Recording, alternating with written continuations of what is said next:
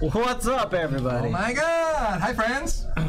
And we are pretty stoked to be here. We're going to have a nice little 5-5 game, and by little I mean really big. Exactly. Really, it's going to be huge. Yes. Very huge. It's going to be a little bit of a lot of chips and a lot of craziness. I already heard some of these characters, not to name names, Harlan, was a little bit in full effect of spew mode already, and really, and we love it. That makes for such a great game. Oh my god, I love it. Yeah. I was like, Harlan's in spew mode, like above and beyond normal Harlan level, or so awesome. And it's actually good because this is very appropriate, being it's Valentine's Day.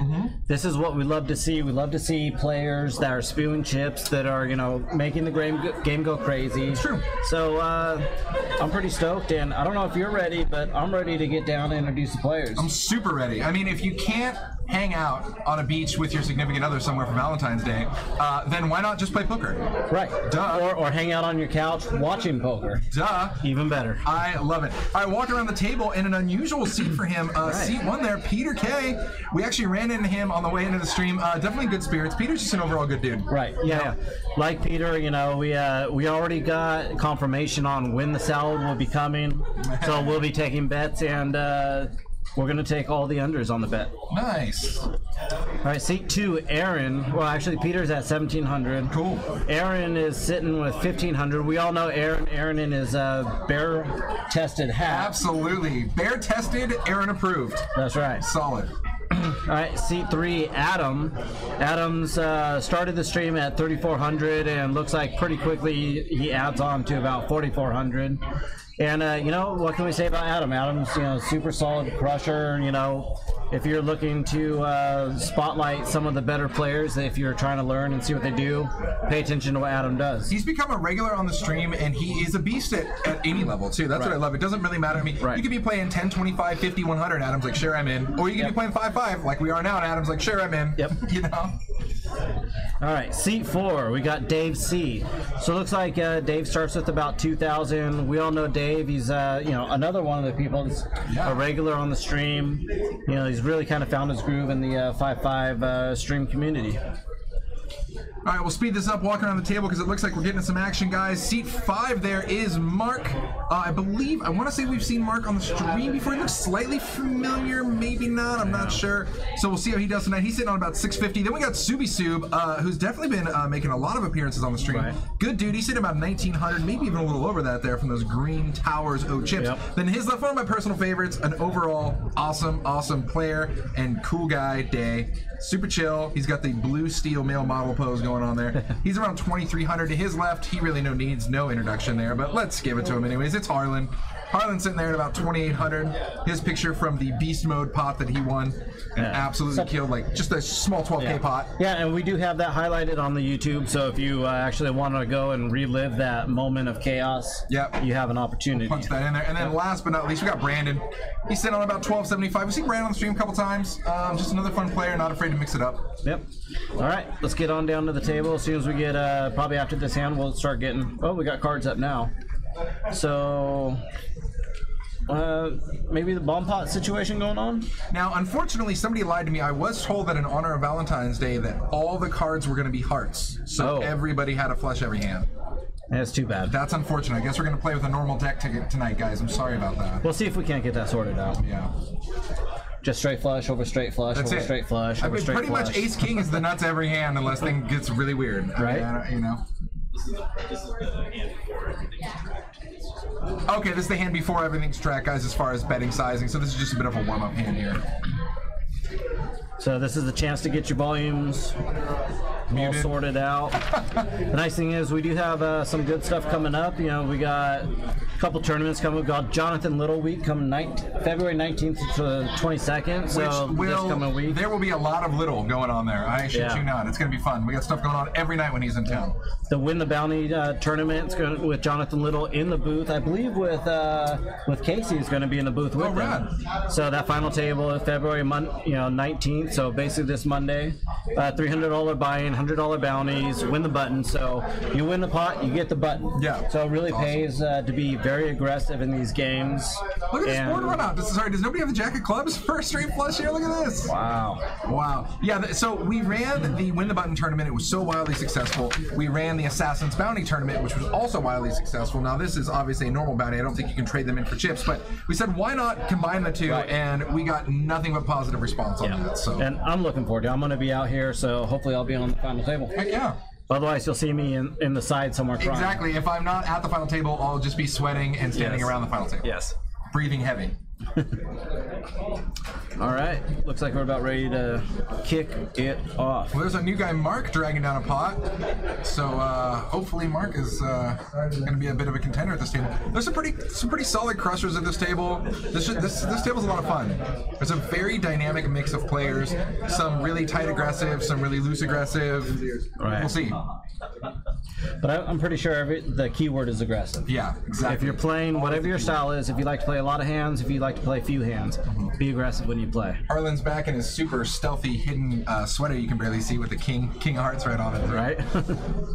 You know, I gotta say, I gotta give props to Peter there in seat 1. The last stream that we did, Peter really started shifting gears and mixing up his game. He's known for being a super tight player, right. And he opened up in a couple spots and exploited his tight image to where he was essentially value betting with nothing and got people to lay down because, hey, it's Peter. Right. He always has it, right? So, I mean, I was really happy to see him do some of that. Oh, look at this for Aaron here. And for Harlan. Game on. Yep, top 2 versus flush draw. And does Harlan lead out? So rarely do I have ace king and I actually flop ace king and I'm like, ooh, this is fun. I don't have to really think about much from here on out. Then it always runs out 10 jack queen. Right. You know, 10 jack or queen or whatever. Just scary. Yeah. Ford Garrett, what's going on? Rick and Barstow over there on YouTube. Hey guys, how's it going? Twitch side, a little quiet. Where are you guys at? What's going on, Rick? Saying what up? I do see Duck Boy 81 in the house. Is that the one and only Ducky? I think so. I thought I saw Miss Duckworth hanging around somewhere too. All right, so bet 45 by Harlan with the flush draw, raised to $1.25 by Aaron, called, and this only improves Harlan's draw. Now he's got a pair with the flush draw. I'd like to see Aaron raise again here, especially against a player like Harlan who likes to continue with his draws. So Harlan snap fires 245, real quick bet, and Aaron is kind of like, how much you got left over there? Yeah. Rafiki man, what's going on? Welcome. You're watching Stones Live. This is a 5-5 no limit cash game going on. Right now we're looking, you know what? That call on the turn by Aaron just cost him this pot. I think he could have got a lot of value from raising Harlan on the turn here. If he calls, though, it's still the same outcome on the turn when he raises him. This is a spot where people don't really do much hand analysis past this point. They're going, oh, it's Harlan, he got there with the flush. Oh, that sucks. But you should know that the type of hands that Harlan's going to like to lead out. He's going to lead out all of his flush draws. And it was a really quick bet too, which makes me. When somebody's really quick betting, it kind of gives me a little bit more instinct in their hand for me personally. Like I'm betting and kind of hope you don't call. I'm just going to keep firing. I'm auto firing maybe. Yeah, I mean there's an element of that, because you think if they have the nuts, they would take a moment to kind of try to think of the perfect sizing. Yeah, exactly. But so again, with or at least give me a super light Hollywood. Right. I'm not saying big theatrical appearance, but just I make a joke when I bet and somebody almost snap calls and beats me to the pot. I'm like, hey, thanks for thinking about it. Right. Thanks for thinking about that call. Yeah. Appreciate it. Yeah. So like I said, Harlan's going to lead out with a lot of flush draws. Now when he leads out again on the turn after being raised, so you got to think probably some set stuff like that. Some flush draws again. That picked up a little bit of equity.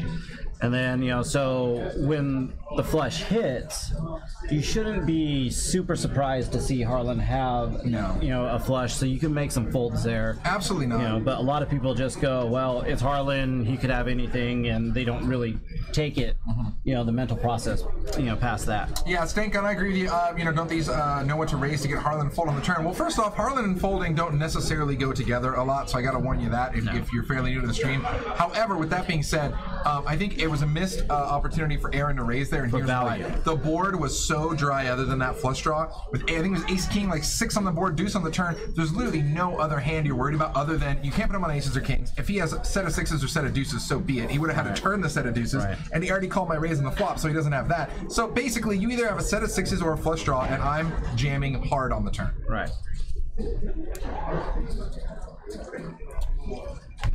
So I thought I saw 3 8s on the, or 2 8s on the board.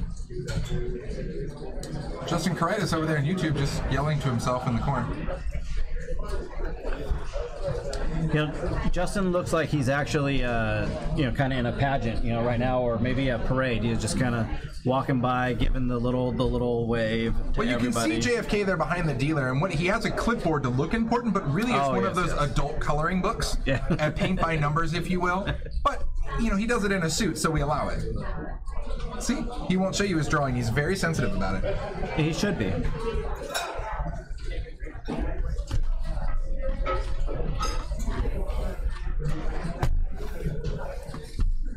But taking a look, it looks like Day is our big chip leader here at 4.3K, followed by Harlan around 3,700. This is one of those 5-5 games that it's already starting off strong, and I think that by the end of this stream, we're gonna have at least double the chips in play, and that's just in a 3-hour window. And this is one of those games that easily runs. It's so funny because after this stream goes off, you get a couple players who cash out, a couple players who got to go, etc., etc. But then you instantly get their seats filled with a bunch of crushers. So a lot of times what will happen is we go off the air around 10. I check out the table at 11. You still got maybe 3 of the original players, and then like 7 new guys in beast mode. You know? Yeah, you get, you know, like I said, all the crushers in the area, they'll come play this game, and now all of a sudden you have a 5-5 game where normally everywhere, you know, if someone has like 2,000 in front of them, you're like, wow, that, you know, they're having a good night. In this game, you're going to see people with like 8,000 in front of them. Oh, yeah. And it's funny because these guys will walk up to the cage, you know, and they'll cash out 4,000. The cage will be like, "Oh wow, nicely done," and they're like, "I'm even. I paid for all these. I bought all these." I'm stuck 1,700. Oh, look at these 7s for Day, top set. Let's see how he decides to play this. Huge cinch on this hand here. He checks. Harlan bets $60. Harlan with a gut shot straight draw here of a 5 peels. Looks like Subi Sub. Oh, there we go. It's on him. I think he folded in his head a while ago here. Rafiki Man, Gorilla Gunner, what's going on?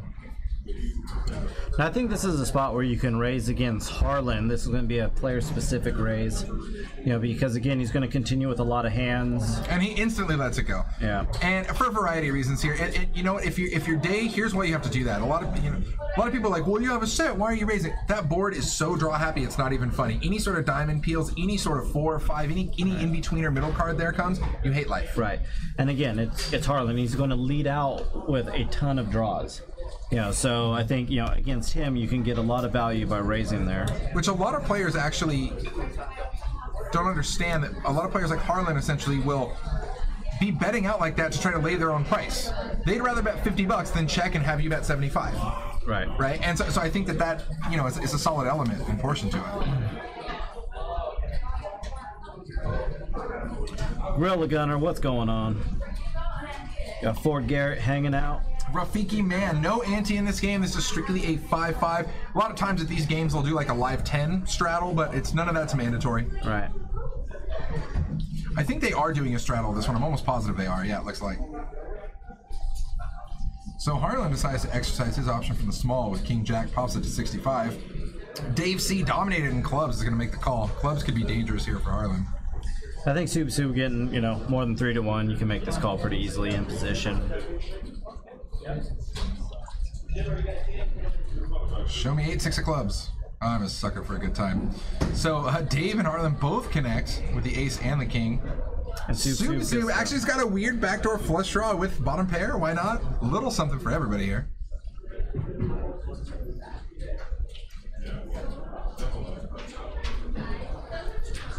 And Sub's gonna check. Boom, now the flush draw for Sub. And things start getting a little more interesting. And this also puts a straight draw out there for Harlan as well.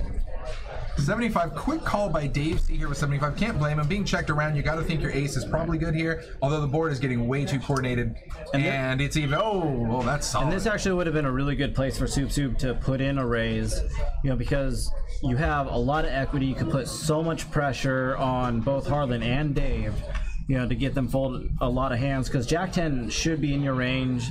King, Queen, Ace 8, you know, those kind of hands are going to be in your range. Especially since you're calling a raise pre-flop. It's very likely you have 2 cards above 10 in your hand, and any of those combinations are pretty scary for Ace, King, Queen on board. And you think about your action, you limped, called the button, then you called a raise.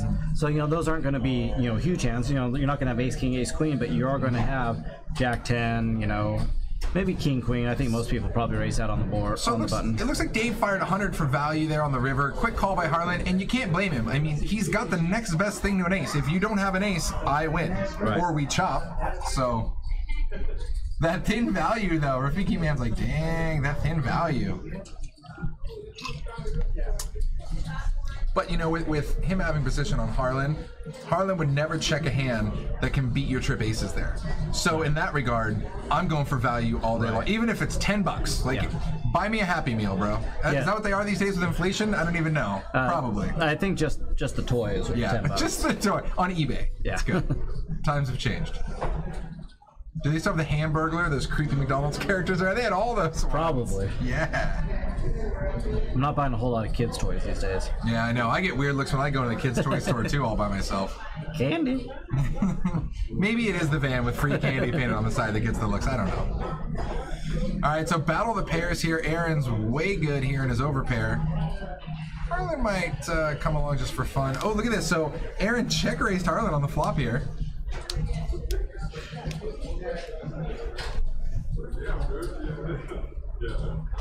I feel that Harlan's the guy who gets check raised a lot, and I feel that Harlan could totally exploit the ever living heck out of that. If he has it when he has a monster, he's like, yeah, check raise me, I dare you. But I mean, look at this. You know, this exactly goes in line with what we've been saying is, you know, most people are going to fold 3s to a check raise there. Yeah. You know, but Harlan's calling. Well, you know why? I mean, look, he's literally calling for that loose kind of draw on the turn. If a 4 spikes or something, where obviously he can hit a set, but if a 4 spikes, then he's open-ended, or any sort of straight card. Hell, even a spade on the turn, he could just want to downplay it for the 1 spade, because Harlan's the type of guy who will love flipping over on a 4 spade board, pocket 3s with the 3 of spades, and just be like, ship it all.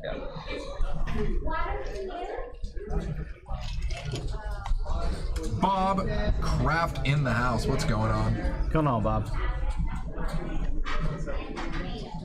You guys are watching Stone's Live Poker here, brought to you live from Stone's Gambling Hall 3 times a week at a minimum, a lot more than that at a maximum. I know we have some Jonathan Little days coming up where we're going to be streaming pretty much every night that week. So make sure you guys click the heart, follow, subscribe, all the above. Good times. There is no drinking in the booth. No, I'm actually drinking an Arizona iced tea. And no sex in the champagne room. That is correct. That's what Chris Rock taught me. But we don't have a champagne room, so no. Every room's good. I guess it's not allowed in any room in Stone's Casino. That's unfortunate. I've been kicked out several times trying.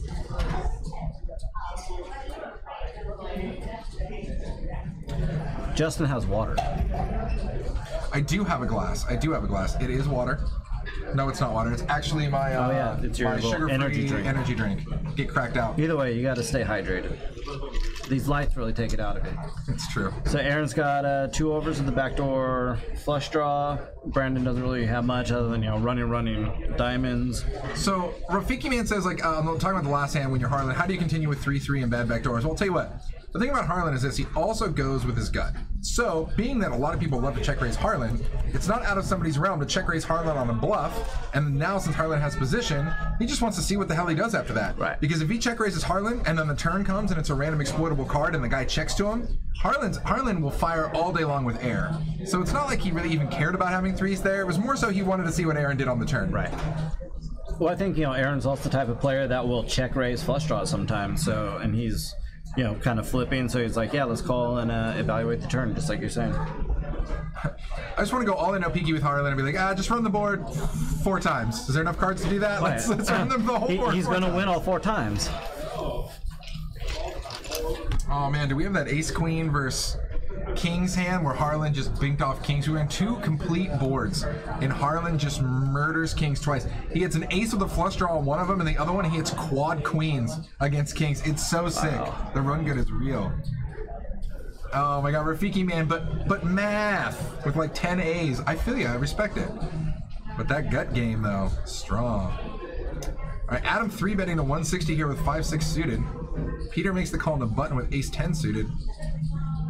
You know, ace-10 is one of those hands I'd much rather be putting in the raise with it than calling the raise. I feel like when I'm calling a raise, I'm majority of the time behind with ace-10, and I hate my life. All right, so quick bet by Adam here. Is that about 280? Yeah, 380 in the pot, and he bets 185. Solid kind of value we bet, kind of a random board. I mean, you either kind of have a jack or you don't here. And Peter's not buying it. Look at Peter. I love this. Old tight Peter snap folds. New Peter's like, we'll see what happens. I love this. And this is kind of what I was talking about earlier with Harlan. He's just calling to see if Adam slows down on the turn and see what happens. But I know that Adam is capable of firing so many bullets. Yeah, I think Adam's going to shut it down. I think he's kind of one and done in this this flop board. I think he was too. The problem is Adam's capable of firing all these bullets, but again, it's against a guy like Peter who has a notorious tight image, where if Peter's flat calling me, I don't feel good about multi-barreling, air barreling into Peter. Right. Well, there's a lot of jacks in Peter's range when he Adam pulls the trigger again. When he opens on the button and then calls a raise. A great move by Adam, and really what I love, we were talking about taking the time to do it.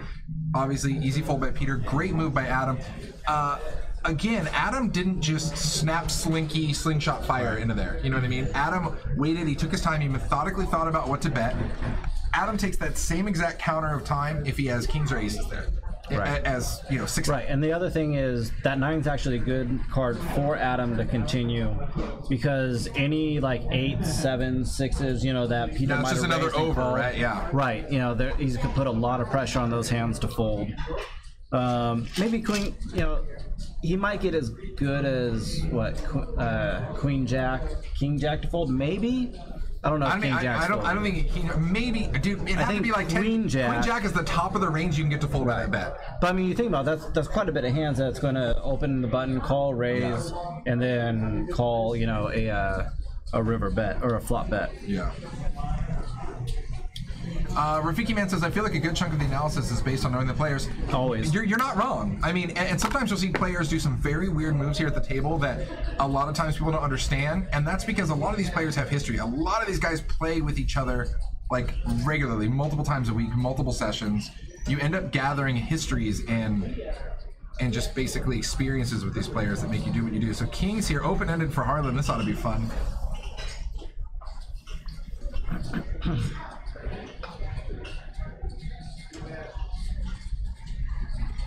Quick bet by Mark here. Now, for those of you who may be new to the stream, we always joke about Kings never being good at stones. We'll see if Mark can break that curse today. Angry Polak in the house. Maybe they do have dates. Maybe they had a lunch date with their Valentine. I'm just kidding. That's friend-zoned hard right there. That's actually not going on. What's going on, Angry? Poker is the best date. Oh, Angry Polak. And we're the best dates for everybody to have at home. It's true. We're on a date with the viewers. We're in a polygamous relationship. I don't know. So Mark ships it. Oh God, Harlan snap calls. They're running it twice. They're gonna run it twice. I don't know if Mark knows what he's in for against Harlan here. Okay, that's not gonna help. Bank. Okay, so Brick City on the first board. Harlan's still looking for an ace or a 6. So King survive 1. Oh, there it is. That's gonna seal it up. Chop that pot up. Harlan's like, guys, if I don't get it on the first board, you bet your ass I'm going to get it on the second board. That's right. For sure. Angry Polak, we can go steady. I'll allow it. Yes, every Monday, Wednesday, and Friday, and sometimes Sundays, so very steady. Well, we can go steady, but you're honestly going to have to send me one of those little notes that says, do you want to go steady? And then like with a yes and no checkbox or a maybe checkbox. Yeah. I don't need the maybe. The answer is yes. I always sent it with just a yes. Yeah. Exactly. And then no pen or anything. I sent it pre-checked and then just a little X to sign their name there, just so it's valid. by touching this piece of paper, you have said. And it's really weird because you flip it over, there's a lot of small print that's whole prenub written on the back. It's crazy. Right. Dude, the kids these days, the internet, it's insane. I will not share my Halloween candy. Damn. Dude, this relationship's starting off on the wrong foot. I mean, other than that, it's pretty sweet. Aces for day. That feels good. So it looks like we got a $10 shadow going on.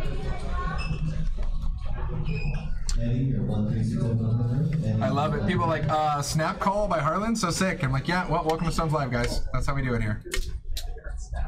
Harlan does what Harlan wants all day long. JK does what JK It's true, very true.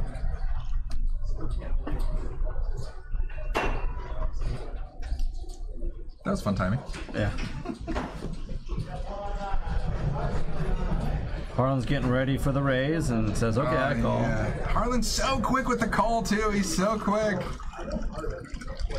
So this would be one of those old school moves where if you see someone stage to just get ready to snap call your raise. Yeah, you just start grabbing chips. You have a couple other of your big denomination cards in there with it and just drop it. Oh, this is going to get nasty. So the 3-bet to 285 a day, obviously called by Harlan here. Top pair for Harlan with backdoor running flush draw. Oh man, this could be sick. And actually, day with possible running flush draw too if a diamond peels on the turn. Yeah, I think I might bet pretty close to pot on this flop. You know, it's going to be pretty connected. Rafiki, man, I get what you're saying. Oh god, this is so nasty. And this actually gives a weird straight draw to Harlan, which would be no good if a queen peeled. But now this diamond outs today. Day just a huge cinch on this hand. Was it about 5:30 or so? Does Day limp 3-bet many other hands here since he's doing it with the A? Day totally mixes it up, man, to be real with you. Day is not always like a limp raise kind of guy, but I've seen him do it with air balls as well, so I think he's pretty good at balancing his range. Oh my god, check that out. That's so sick. So another diamond peels. Harlan with an awkward low end of the straight. Day with a higher straight and the nut flush draw and everything else he wants. I think Day can make a disgusted check here.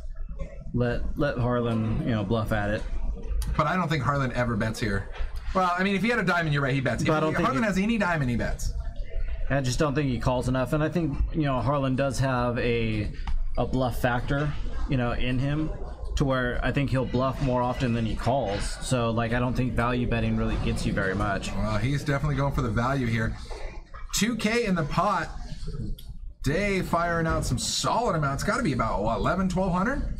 Oh, it's so beast with this board run out, too. Day was never behind, ever, in this hand. And it's just so juicy. A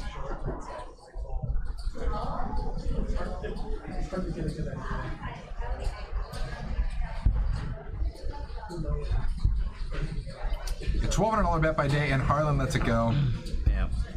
Solid. Yeah, if I'm Day there, I'm going for value all day long there because I don't want to check and have Harlan check behind me because I know I'm unbeatable. I'm not good enough to go for some random river check raise. I'm just going to fire there. Yeah, I mean, again, this is, I think, a kind of player-specific thing here. You get a guy like Harlan who is willing to, one, thin value, but also he has a kind of high bluff, percentage, because he's going to think like, okay, if you're betting, especially when you kind of bomb the turn, he kind of expects you to not want to see a fourth diamond. Now, when you check it, he's going to continue with that line of thinking, okay, you don't have any diamonds, and he can get you to fold pretty much all non-diamond hands. Yeah.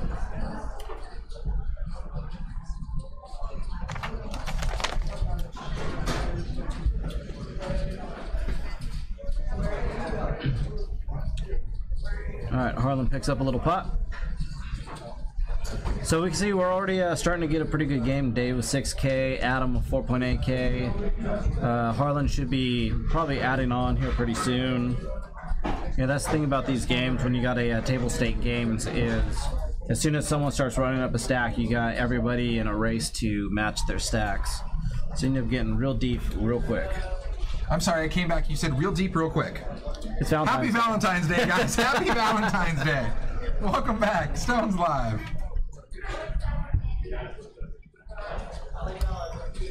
On Tilt, does anyone know how to watch Pad for free? Are you assuming watching YouTube on your iPad or something? I think it's all free. Yeah, if you just have like a legal pad of paper, you can watch it all day. Wow, that is cheap. Intense technology. Yeah. How many diamonds does Harlan have there? Gotta let Harlan bluff at it. I think more times than not, Harlan has to bluff because how many worse hands are hero calling there? Just like 9 of diamonds, 10 of diamonds. Yeah, fair enough. I don't know who said that, but I agree. I don't know. Rafiki man, we agree. We salute you. All right, so open-ended here on the flop for Harlan. And Adam. And open-ended for Adam, and all of a sudden he's way good here. It's always nice when you open pre-flop and then get a board that connects with your open raise, and then turn. Who opened pre? Adam. Oh, Adam did. Oh my God, great. Well, we'll get into it after this hand. When Harlan raises, now you do have a paired board out there. You have the next best. I call it the nut no boat, right? So if you're Adam here, you're calling. You're acknowledged of a full house, but you're not going to go anywhere, right? Yeah, I'm going to call. I'm not going to raise. You raise, you're overplaying your hand at this point. And then I don't really. I was about to say I don't really care what comes on the board. I'm going to call, but short of a double paired board. Yeah. Oh, my bad. BAD. He was talking about Poker After Dark. How do you watch it for free? You know, at the end of the day, dude, I'm sure you can find some sources out there. I mean, I am definitely the king of watching things for free. Although I will tell you, though, I would definitely give a shout out to Support Poker Go. I gave them their $10 a month starting at the World Series last year just because I wanted to watch a lot of the coverage. Right. They produce a lot of really, really, really high quality content. And in the scope of things, it's friggin' cheap, man. I mean, $10 a month to like basically just poker crack out and get your entire fix. It's super cheap. I give them the $10 call. Not to mention, I'm not sure on stream we should be giving people pointers on illegal activity. No, you message me privately. Yeah. I'll tell you how to make meth and all that stuff. Okay, well, it looks like we got a caterer too. I would never pay for Poker. That's fine. That's your prerogative. I'm a fan. I pay for it. I don't watch it probably nearly as much as I should, but it's not bad.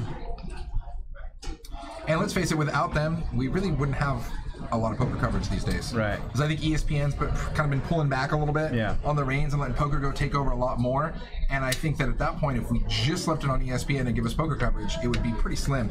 And things like Poker Go, what they do is they end up selling their footage to the big companies like NBC and everything else to edit it down. So if we didn't have them in the first place, you wouldn't even get the free poker stuff on the main syndicated network. So not to get into business, but I'm just saying. But also, my personal feeling is, if you like the poker entertainment, you should do what you can to help grow it. So that's watching streams or at least supporting the poker, even if you don't want to spend money on content. Just at least put the word out there. $10 a month, $120 a year. If you play poker at all and you got even one little tiny tidbit of help from that and helped you win one poker pot, your entire year subscription is paid for. It's a good way to look at it. Go for it. I was just thinking, just pay for it every other month. Just binge the whole month, then have a month recover. Aunt Doom in the house, what's going on, my man? I heard you had a good session the other day, Mr. Crusher. That's Anthony, who's featured on the stream here every now and then. You guys see him on here? Yeah, actually, I just saw him in the building. So. Oh, he's in the house. I don't know if he's still in here or if he has left, but. Aunt Doom, come by. Cocktails to booth 1. 7 high board here, Mark with pocket 10s. It's funny, both times we've seen 10s, it was an overpair to the board. Oh, Ford Garrett, I love you. Thanks, man. And you're talking to a guy who tries to get everything for free. It does. Right? It does. And so at the end of the day, it's just like, if I don't mind paying the $10 a month, just take my word for it and pay the $10 a month. Speaking of 10s, wow, look at this. What a turn. Lots of 10s for Mark.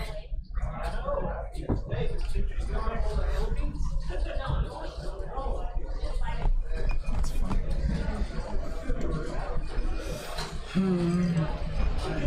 Rafiki man, you're absolutely right. You don't see stones on Bravo because, drum roll please, we made our own app. Yes. Go get it. 100% free on the Android store, the Google Play Store, and the App Store. Stones Gambling Hall app. You can see our calendar of events going on, menus. You can even sign up you can see what games are running and sign up for a seat live using the app. You never even need to talk to a real person because it's 2018 now and we don't do that anymore. And look at this, Peter just bombs the turn. And now you're Mark okay, now what do I do? Nothing feels better than when you have the stone cold nuts and you get somebody betting and raising into you and you're like, oh my god, this feels so good. Especially such a big sizing. Peter just unfortunately picked a really tough spot to try and make a move. Well, I don't mind him making a move here. The problem is I just don't know that extra money gets anything more done than, say, like 280 would have. Exactly. Okay, yeah. And this is kind of what we've seen and we've talked about before, too, as far as, like, the new tournament standard, right? Instead of 3x betting, a lot of people are, like, 2.5, 2.4x betting, because it's gonna get the same job done. And in the long run, you're saving that much more. It's like giving you a free bet every 5 bets. Right. You know? Because all bets matter. It's true. All bet sizing matters. Rafiki Man saying, did Mark raise there? He absolutely did. Oh no, he didn't raise. Did he raise? Yeah, he must have just shipped it. Whatever. He re-raised Peter, and Peter's not going anywhere. So, Peter was gone. And it looked like maybe a minish raise, but still. It's enough to be like when I'm raising somebody and I'm getting re-raised after the bat on the last possible position, and I already don't like my hand, I'm like, I really don't like it now. Yeah. All right, so we got a new dealer coming in, guys. I believe they are doing a bomb pot. That means everybody throws in 20 bucks. 25. Like 25, it looks like, yeah. Everybody throws in 25 bucks here, and we all play post flop. Which is kind of crazy because nobody has a range anywhere. So even a lot of times people get kings, aces, and they get married to them in pots like this, and they're just no good. Yes. All bets matter. You know what's up, Ford. Daniel Laprel, what's going on? I saw Eric Ridlund over there in the YouTube. What's going on? Thanks for tuning in, guys. Stud Biscuit Daddy. I like that. Yeah, Rafiki, man, it's rough there. I mean, you know there's a lot of draws out there, and so he obviously got scared, which is why he went for the raise. The problem is I don't really know. It's like you don't just want to call and let somebody get in and get that draw for free. Right. But you also don't want to over raise it. I mean, I don't know how much did he min raise there. It's like, is there really a raise you can make that's right there? I mean, I think if you're going to raise, which you probably should, because I think once you call a big bet like that, they're just shutting down all bluffs. So I think if you're going to raise, you got to probably go minish. Maybe a little bit more than minish.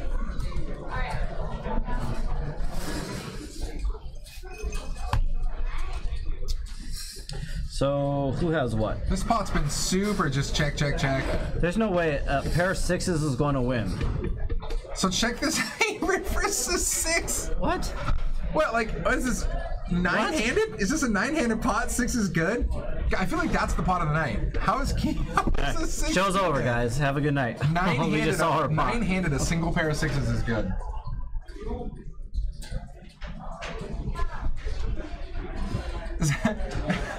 CW Siggy, that's only because it was a bomb pot. I guarantee you this is not a 9-handed, let's limp and check down kind of game by any means.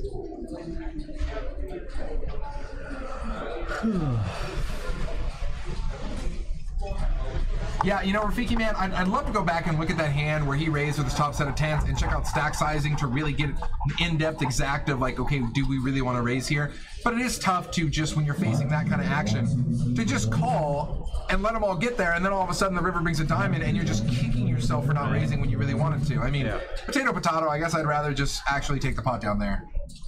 Or at least make somebody play for stacks. If they want to go for the flush draw. Yeah, I'm top set, I'm going for value. Yeah.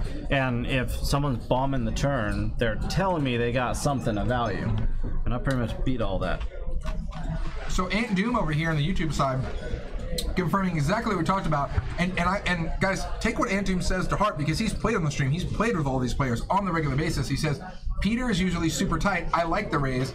Usually shows up with a huge hand when playing big pots. Very true. We've seen that. That's like Peter's MO on the stream. Lots of diamonds here, speaking of Peter, for him and Mark. Yep, Mark and Peter. Weird straight draws for Subi Soup and Brandon. And with the backdoor flush draw also. Gets it! Disco for Brandon. Wow. That just went from 0 to hero real quick.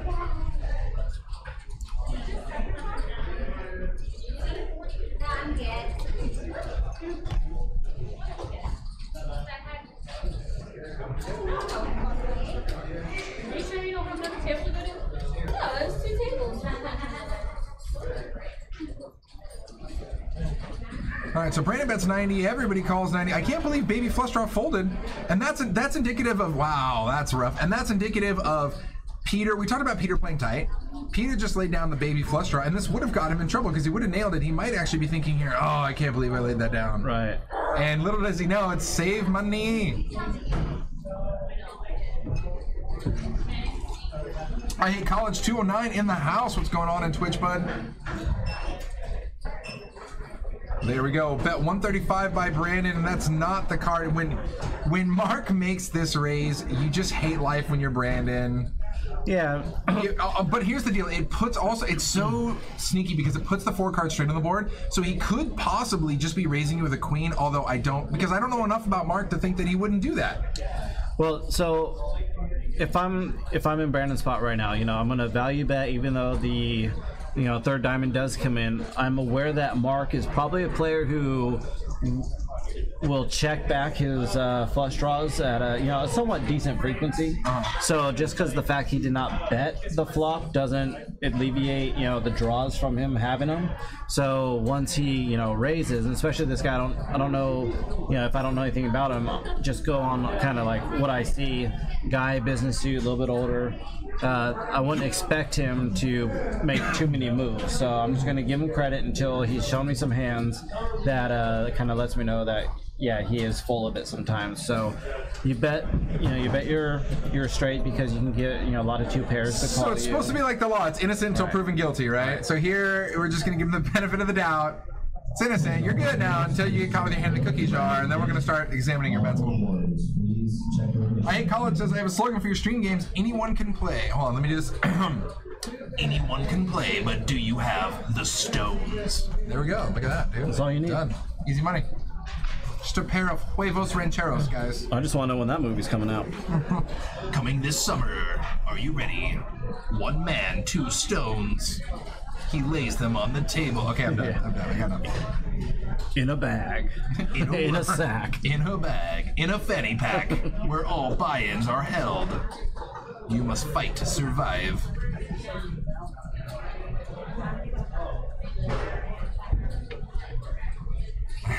Dude, 2018 GTO, wear a suit to every session, like a boss. Or at least one of those fancy tuxedo t-shirts here.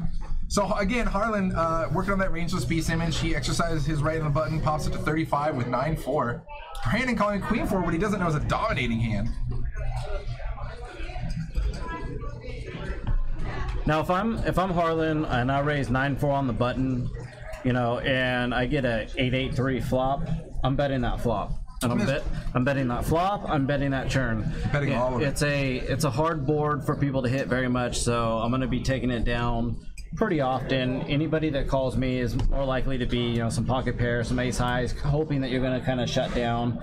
You don't shut down, you put a lot of pressure on those hands. That's a really good board to take it down.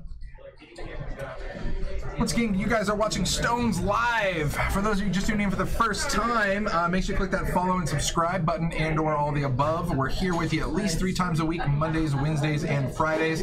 Taking a look at the table here, guys, it started out as a $200 min buy-in all the way up to $1,000.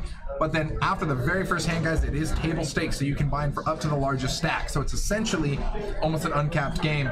Looking around at everybody's stacks there, the green chips are 25s, the red chips are 5s, the white chips are 100s. And blue chips are $1. Yeah, they're the tippy chippies. Right. Sounds a little weird, but we go with it.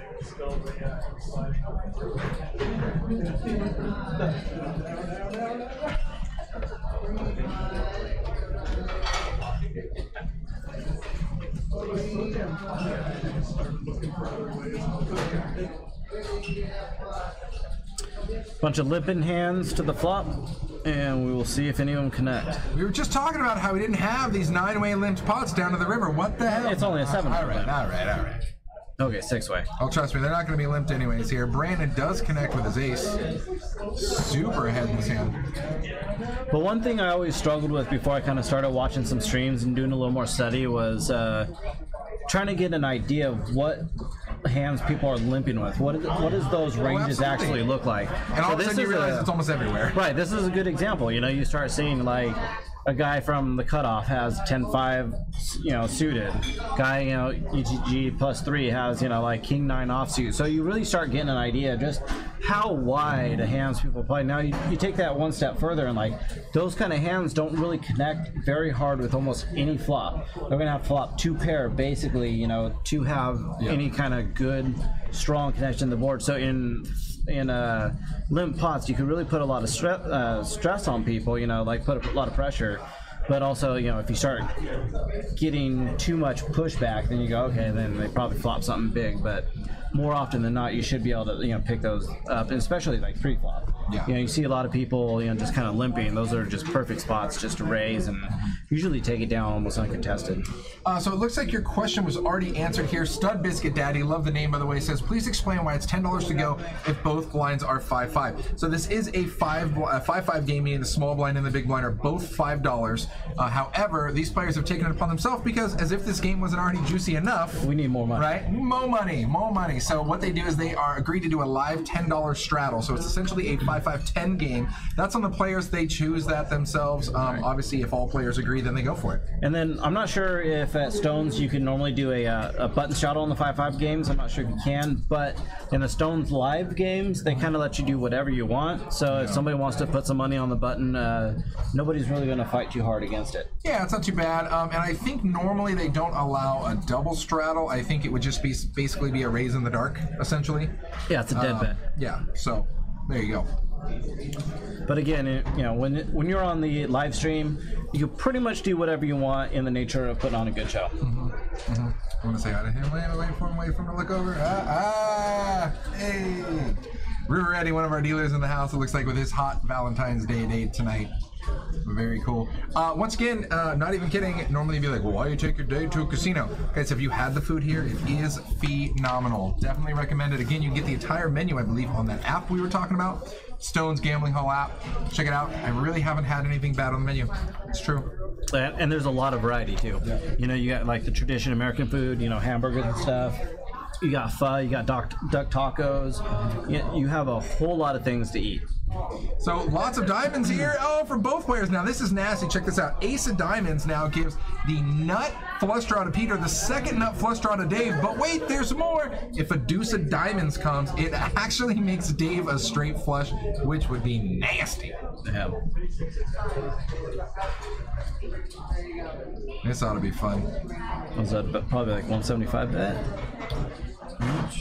Oh no. So much smaller. Battle of the flushes 85. here. Peter at 70. Adam got the hell out of the way. See, dude, Adam's always keen on his intuition. He had top pair on the flop. He was loving life. Turn card, he's like, nope, everybody crushes me. Right. All right, and that's going to be a call, heaven forbid, if the deuce of diamonds That's fails. a min raise. Oh, is it a min raise? Ah, yeah. Now somebody min raises me when. Oh, no, it says he called? Oh, it is a min raise. Yeah. So somebody min raises me on this kind of board, like when like the flush comes in kind of thing. Oftentimes they do have it, especially when it's like a check min raise. So I'm gonna go ahead and put in another bet there. And so is this what Peter did? I think we're trying to figure out here. No, it looks like Peter just calling. So Peter did just call, and actually Peter has position because it's great. So hopefully no diamond. See, that's gonna kind of slow things down, and it's another diamond, and it's a board pair. However, it would have been great because in Peter's position, if any random non-board pair card peels, you can just hope that Dave fires at it, and you're going to get max value here. And Dave has to call anything he bets.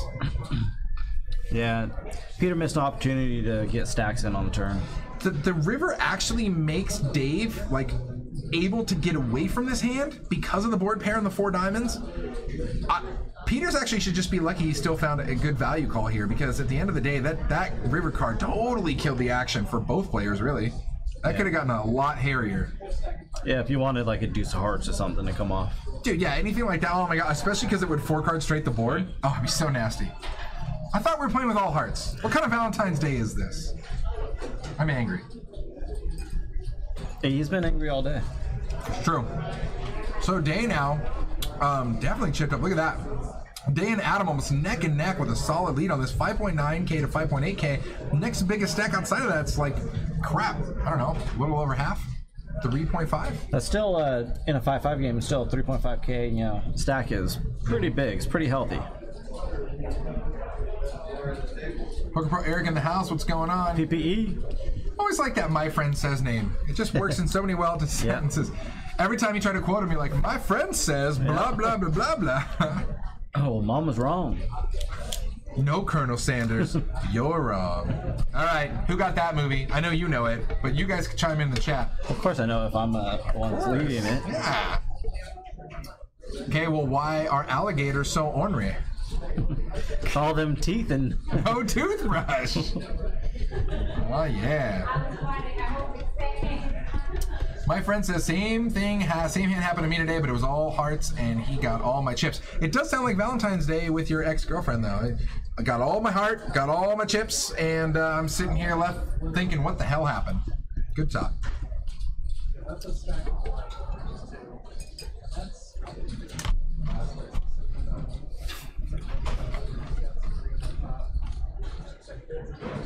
Wow, look at that board for both 4-5 and 5 deuce. Both guys with no, this is not right. Harder. No, Harlan can't actually have that. What is that out there? I was just about to say, and Harlan has at least a heart. No, he probably does have a heart though, but because what's actually out there though? We're showing him with the 4-6 of hearts.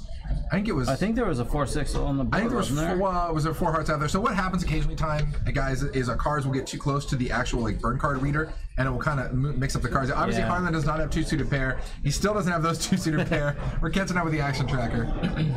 I hate College 209 says, Chris, have you ever considered auditioning for a live adaptation of Mr. Clean? I appreciate the suggestion. Oh my God! Look at that board! Did you see the run out? Wow! The run out's 3 hearts, 8 hearts. It's literally missing 1 card from a 5-card straight flush on the board. Holy crap! See, if I did too many auditionings for Mr. Clean, that just means I have to clean a whole bunch of stuff. It's true, yeah. That sounds like more work. In fact, I have a great audition for Mr. Clean in my kitchen. Right. If you want to come over after the stream. And then the bathroom. The audition the tub is terrible. The audition is 8 hours long, and the person who gets it the cleanest wins. So I really wish you the best. Yeah, and I think you have like a little maid skirt for me. Yeah, I wasn't going to talk about that in the stream. That's the side bonus. Happy Valentine's Day. That's good. Our resident dealer in the house, Phil, there in seat 0. You know what I love about Phil? Every time somebody wants to say that poker dealers can't play, I always make it a point to mention Phil, because the only other time you see him on the stream when he's not dealing in the box is when he's final tabling beast moding tournaments. One of the tournaments we had here, I forget which one it was, Phil was at the final table. Somebody didn't think he was a dealer, and it was a person who always talks smack about dealers not being able to play. Right. And they're like, I really like this Phil guy. I really like his play. He was short stacked the entire time at the final table, ended up taking second heads up. And I just absolutely love Phil. He's a beast. And then there's, I think he's one of those players, you get a lot of these GTO players, that, trying to play game theory optimal. And I feel like he's more of a Phil player, a Phil-based player.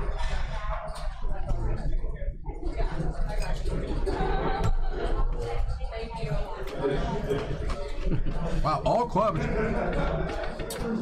Adam with open-ended and a club draw. Wow, CBC with the nut flush draw and now connects with his ace way out in front here. Exactly. What else do I need? Whatever you guys want to talk about is going to come. If somebody has a pocket pair, I'll just talk about it and they'll flop a set. It's going down. Chris Moneymaker son, what's going on? Moneymaker son, what's up, buddy? It's funny, when I was in here doing a show with Chris Moneymaker's son pops in and he's just like, Dad? Yeah. Dad? Is that you, Dad?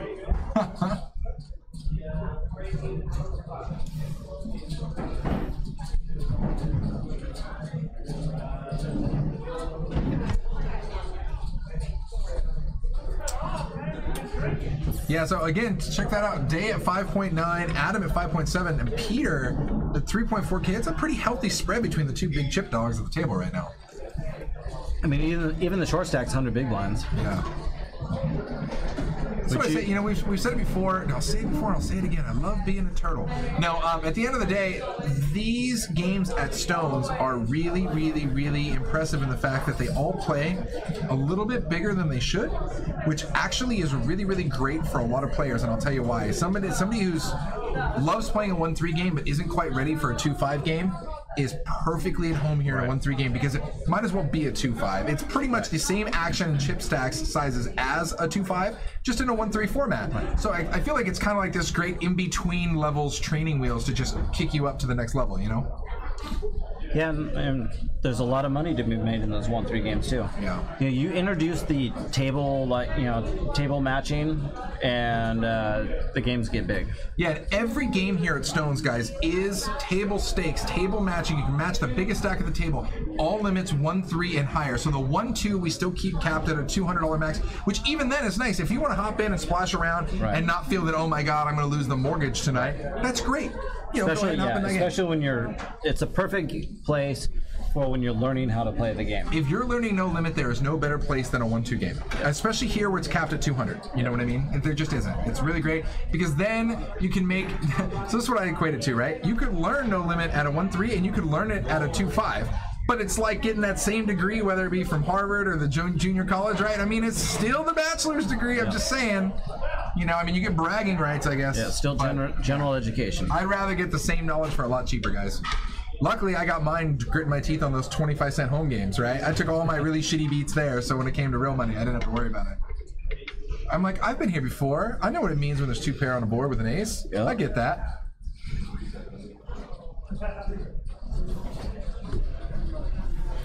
I Hate College says, I met Chris in person once. He's tall, and I know he's not talking about me. Yeah, no, definitely not. Definitely not. I'm not tall. If you met him in person, did he have a wine bottle with a straw in it? And if so, did we Google the wine? Because the wine, to have a wine and drink straw out of it, the wine bottle has to be above $100.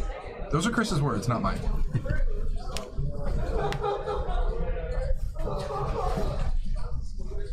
Nice line. Yeah.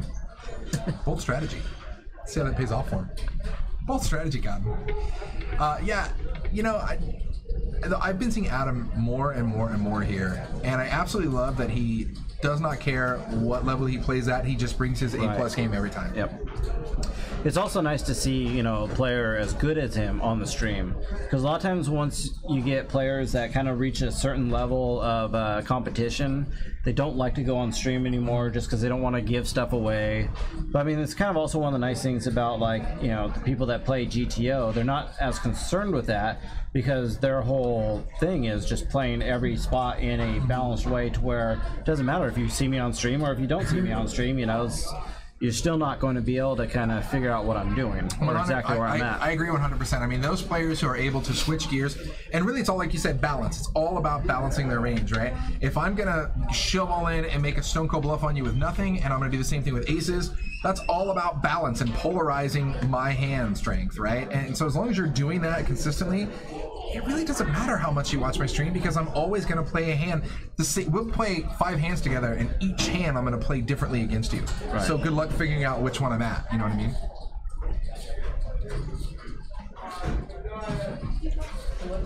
Last year when I was out at the World Series, speaking of that, out of the WSOP, last year when I was out there, after I was out there for about a week or two, who really was the big winner there? Was whoever the hell owned that hot dog cart selling hot dogs at like $10 a whack in the middle of the. I swear to God, that the hot dog cart was probably plus 10K a day EV. They were killing it. That's who really wins there.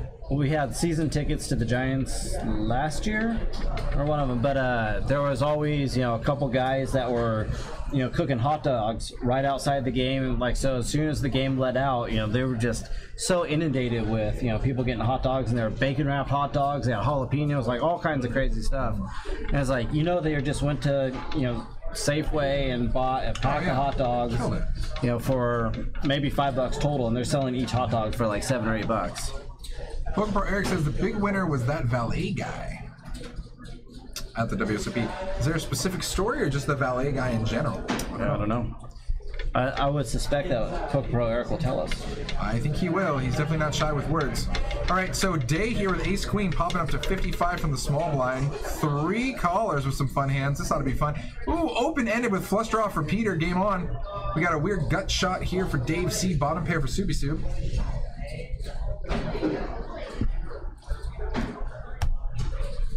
Now, hopefully Peter goes for a check raise here, if somebody does bet out.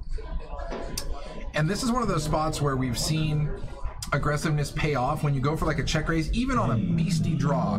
You're like, I don't even need to hit my draw. I'm just going to raise here, and everybody folds, and I'll take it down. And yeah, I mean, if I check raise, take it down. If I'm Peter, I'm happy with that result. Absolutely. Even though There's already 235 out there. Yep. I'll take it right now and use that 235 to call one of Harlan's bets later when he rivers me and I cry. Looking like he's just gonna call. Peter, raise that.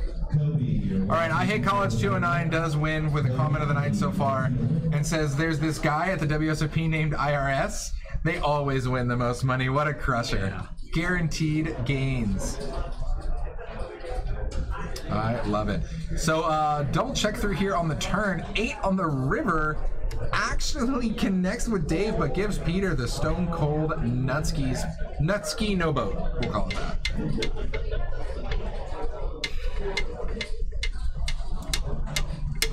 And Peter's getting a salad. And guys, for those of you with the salad over under bet, it is 7:59 p.m. So 8 o'clock Always was the take cutoff. under. Got him. Got them.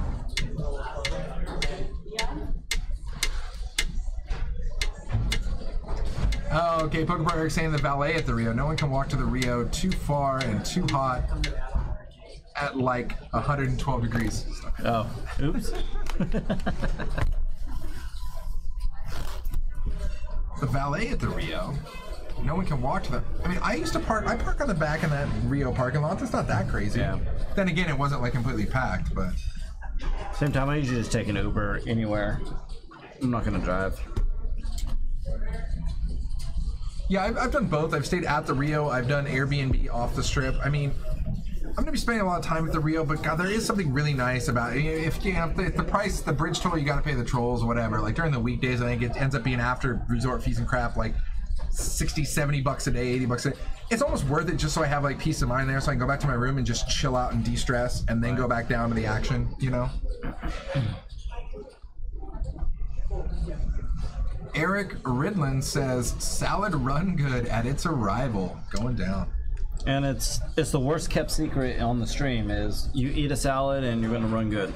Yeah, plus EV guys. So Peter's salad hasn't caught up with him quite yet because he just got it. He does have 6s. If he would have had a salad a few minutes earlier, he probably would have flopped a set. It's science. Right, but depending on how fast he starts eating, he could still river the set.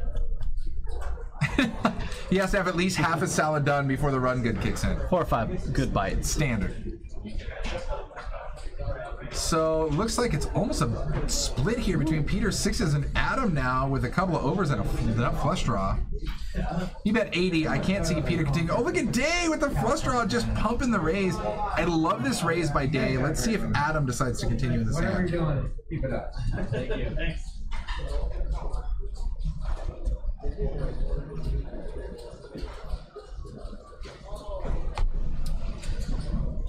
And I don't think Adam can raise here. If Day's raising here, he should have a lot of like 2-pair kind of hands, so he's just not going to fold that. So just call. And look at the outs, unfortunately, at the top there. It's nasty. Of the 6 outs, 4 of them are already grayed out and taken. We calculate true outs here on Stones Live, guys. So if that card he needs was in another player's hand pre-flop and they folded, that card is taken out and grayed out as an out. So even though he'd think he would have 6 outs, he actually only had 2 of those. And he completely whiffed it here, but so did Adam. This should get through here. Check. What did he bet? Pot's at 8-10. I love this bet by Day. You can only win the pot by betting it. 325 looks very, very kind of value-y into 9 and some change. I love this bet. This should get through. I should really like the sizing too. Good job. The sizing is great. Good job. The sick part is I think if he makes it larger and Adam just decides to get stuck on something, Adam could raise right there. Right. But I love that sizing by Day. It says call me, and at the same time he's not risking a way too much. You know what I mean? And it goes back to how much money you need to bet to get the same results. Like it's going to be really hard to get Adam off of like an ace. Mm-hmm. He's just not folding that once all the draws. Peter's just dressing up a salad now, so the run good's going to come. You were right. He hasn't started eating it. That's why he didn't hit a set. If he delays eating this hand, we can expect next hand to get a good run. Once again, you guys are watching Stones Live. Click the heart, click the follow, click the subscribe, click whatever the hell lets you guys know when we are live with you at least 3 times a week. We do broadcast our fun tournament streams, and when we have celebrity guests in town, we got a lot of stuff coming up. Jonathan Little's going to be in the house. The whole Run It Up crew is going to be in the house. Jason Somerville. who, when it was abbreviated as JS Surprise, I definitely tried to claim was John Stamos. I digress, but still. So we're going to have the whole Run It Up crew in the house. We're going to have all sorts of fun stuff in the next couple months. It's a very busy schedule, so make sure you follow and tune in. Day with 9s. Get some. God, I really liked that river bet by Day, the last hand. That was super solid. It was really good sizing. Looks like maybe heads up. The only person who called Day was Aaron here. So a bit of a dry flop here in general, especially for Aaron. Day with 9s. Check, bet, fold should be how this goes. Good old check, bet, fold. Aaron's going to think about it. Okay, once again, guys, true story. You can see Aaron's hat there, or lack of hat, if you will, his hair sticking through it. True story. Aaron has told this story on the stream and to us personally. He was attacked by a bear when he was hiking, and no joke, straight up attacked, swung on the whole 9 yards. Pretty much had to like roll down this hill to save his life, and when he came back to it, the only thing that was left there was his freaking hat that was all chewed up. So he just, you know, cut out the little thin rest of the top that was hanging on, and now it's his lucky I survived a bear attack hat. That is a true story. No internet lure there. Yep. I would do the same thing. Oh yeah, dude, come on. If I can say I fought a bear and I'm still here to talk about it, you bet your ass I'm keeping that hat. Or just long. Got away from a bear. Yeah.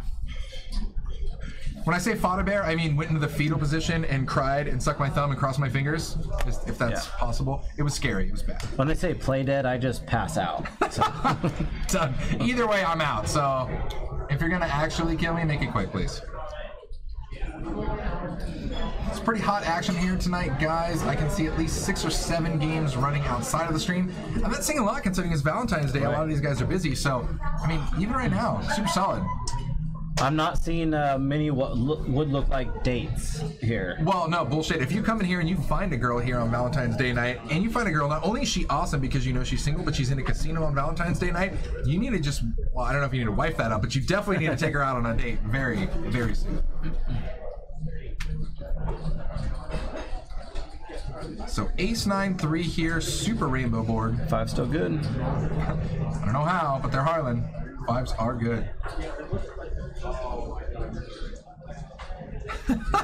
We're just using that battery pack life, stretching out those phones. Oh, look, Harlan's phone completely died. It's in reboot mode.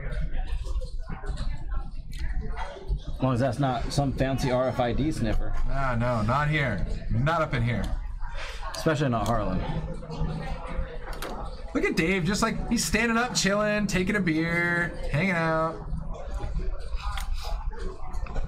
Nice way to spend a Wednesday evening, just having a beer, playing some poker. Not the worst. I love it. I saw somebody's, there it is, guys. Once again, follow us on YouTube and or Twitch, both of them. I like both of them for different reasons. One, I love YouTube because you can rewind live. I actually had a problem, however, chatting on YouTube live when I was on my phone, but Twitch worked great because what I like to do is I like to shoot it up to my TV via Chromecast. Right. Twitch has like a chat-only mode where I can chat right here while it's on my TV. I didn't seem to find that right off the bat on YouTube, so it's a healthy mix of both. I like both. And if I can't voice command my TV to say, hey Google, throw me on some stones live, then I mean, what are we doing here? Hey Google, tell the NSA to stop listening. Thank you. That always works well. I keep, every time I do that, I get escalated higher and higher on that priority list. It's really exciting. Squidward, what's going on in Twitch? Of course, this is live. You know it is.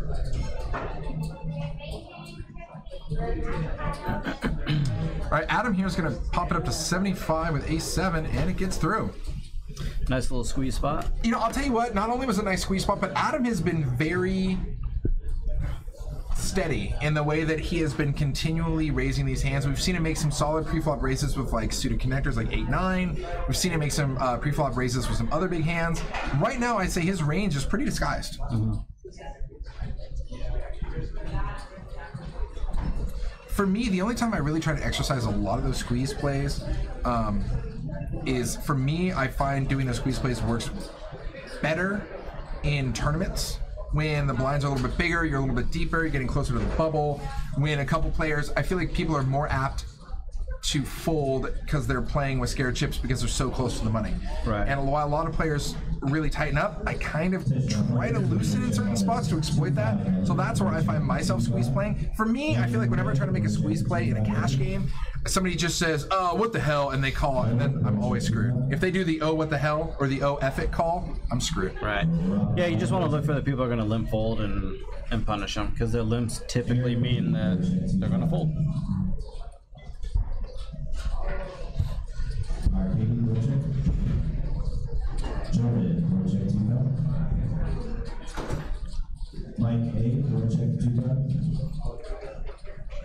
Harlan raises, flops top pair, checks around the flop, best turn, and everyone folds.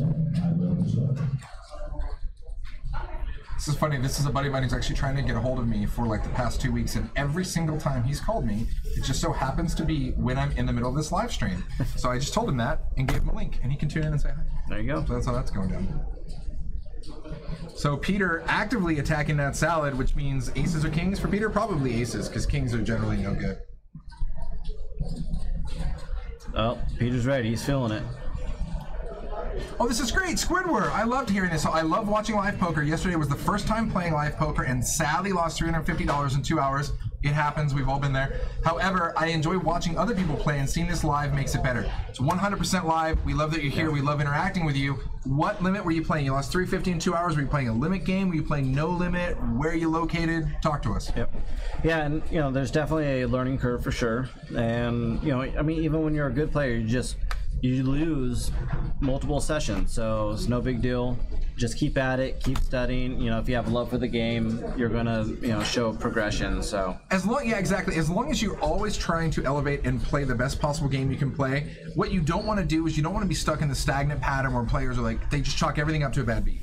Yeah. Never. I mean, basically talk about the hand with other poker players who you respect their game, and talk about maybe how ways you could have played it differently or ways you possibly went wrong. Sometimes they're just set up hands, and it is what it is.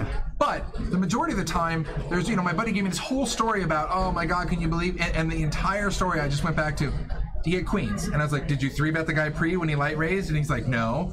Like, this whole story would have been avoided, because if you 3-bet him when he had garbage, he folds and we're on to the next hand. Yep. So always try to look for ways you can improve your own game. Never just chalk it up to, oh, I'm just unlucky, I'll get him next time, because that's bull crap. Always try to improve, be the best version of you. Yeah, I mean, even when you win, you should be evaluating those hands to see if you could have played them better. Exactly, got more value. So Squidward, chimed in with the answer, says I was 1-2. I bought it for 100 out there in Colorado. Yeah, and the problem is, especially when you're playing 1-2, you buy it for 100. It's so all it takes is a few hands of kind of missing the board, and then you're already short stacked. You're down that $40, $50 range, and then you're kind of like, oh, I'm just gonna go all in and gamble. My advice to you is this: reload. When you get short stacked, don't just say, okay, I'm just gonna go all in or fold. It might behoove you to just reload and keep, always keep yourself at that maximum value, because when you get a hand you can exploit, and you want to maximize value on it, right? Right. I don't want to sit there and get aces finally and have $30 to push in. I want to be at my full $100 buy-in. Yep. So always reload mid-game. Don't worry about going completely felted and bust and then reload. And over time, that will give you extra chances. Right. Yeah, that's also one of the nice things about table stakes game is you have the opportunity, because you can match the large stakes, is even if you're having a bad run, you can keep adding your stack to really big, to where you just win one pot and now you've eliminated 7 hours of kind of negative play. Yeah. And now you're showing a profit for the day. And that used to definitely be me. I used to be the guy who was like, okay, whatever, I'll buy them for 200. I'll get short stacked. I'll get down to that $50, $60 range, and I'll just be like, what the hell, go in, all in, or go big or go home, right? And then I slowly started to realize what it is I want to be able to play my game. So if I make a few, if I bluff, make a few air barrel bluffs, right? Bluff on the flop, bluff on the turn. He raises me. Okay, you're good. Rather than just getting all bent about it, I just say, hey, that bluff didn't work that time. Thought it would have, and I just add on whatever. So, okay, cool, give me another 16 chips, give me another 100 chips. I want to be at max value when I get my big hand to really, really, really capitalize on it, right. And Squid, I would say, while you're just learning, maybe just do 1 or 2 buy-ins, like total, and whether that's you buy in for 100, or whatever the max buy-in there, so maybe 200 for 100 big blinds. then if you lose that, you add on, or if say you lose $100, you add on that $100, because the idea is you don't want to lose, burn too much money in the beginning, because when you're first learning, you're going to lose a lot, just because you're just trying to figure it out. Absolutely. And other people are ahead of you. So, you want to give yourself the best opportunity to play and learn, kind of the longest run, like decrease that risk of ruin. So again, and this is where I'm talking about this. That reloaded you to 100. Oh, interesting. I do remember that. So PokerPro brings up a funny story. It says, do you remember on PokerStars with Full Tilt back in the day, you could actually change your settings and automatically reloaded your stack to $100 on every hand, even if you just lost like $1. I do remember that. That's pretty fun. Speaking of online, it's another tip I was going to give you, Dondo. Even if it's for a very small amount of real money, make sure it's real money, not play money, because let's face it, play money online, everybody just plays like a jackass, right? But even if it's very small real money, hop online and play the 10-cent, 25-cent game, the 5-cent, 10-cent game. I would much rather learn about board texture and people's draws and rivering me for $10 a whack than $100 a whack. Right. So it's all about learning those same lessons for cheaper. Right, and I noticed that like the 5-cent, 10-cent, even 10-cent, 25-cent, levels, like you have people that are actually trying to play. Absolutely. It's not just a kind of, shove all in fest. So you can get the same experience for a fraction of the price. Well, it's funny because whenever we talk about, obviously, guys, we had a dealer change here. This is one of our, I was going to say patented, but I guess it's not really patented, classic bomb pots here, where everybody throws in $25, they see a flop, and then they play from there. Yeah, it's one of those things where, when I'm trying to teach somebody to learn to play poker, I'll teach them, but then when it comes to actually like, okay, let's play, I say, hey, we have to throw, what's the buy? We have to throw a couple bucks on it. Whether it's literally as cheap as $1 or $5 or whatever, there has to be some sort of monetary value because it changes your mindset. It makes you play to win. If it's free and there's literally no risk, no reward, nobody cares. And it's just a subconscious thing, you know what I mean? It just has, it's not like I'm trying to gut you and take your rent money, you know what I mean? Right. But you got to throw in a couple dollars to make it real.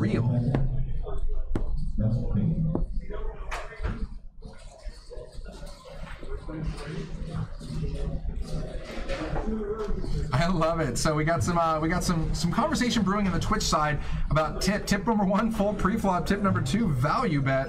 Tip number 3, never bluff. I will tell you this: the epic bluffs that you see go down on Stones Live in these bigger 5-5 games and 5-10, 25 games and stuff like that, those bluffs work at this level because of the stack sizes.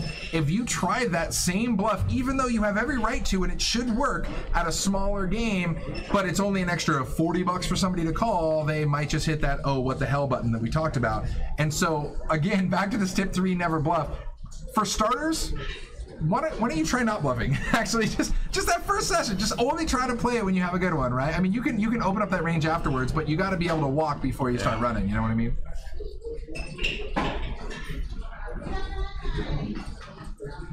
So Adam opened 7s under the gun 40, and we do have a straddle on this hand like many others. Looks like Harlan is coming in for a raise. I think I saw more than 125 in there. Yeah, Harlan, make 3 bets to 140.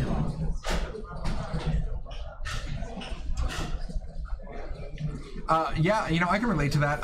Once found a $100 bill in my laundry. I've definitely found cash in my pants pockets that I forgot about, and I'm really glad that I was the guy who changed my laundry over from like the washer to the dryer. Because you bet your ass, if anybody else would have, that 100 would have been gone real quick. So Adam's 7 still good here after the flop. Kind of like getting close to a coordinated board here. A couple of diamonds, king 8-9. Oh, now Harlan with the flush draw. He's not going anywhere. I think this is going to go, check bet turn, check bet fold. It's just too hard for 7s to continue on this board. It's going to kind of mesh with Harlan's 3-bet range pretty well.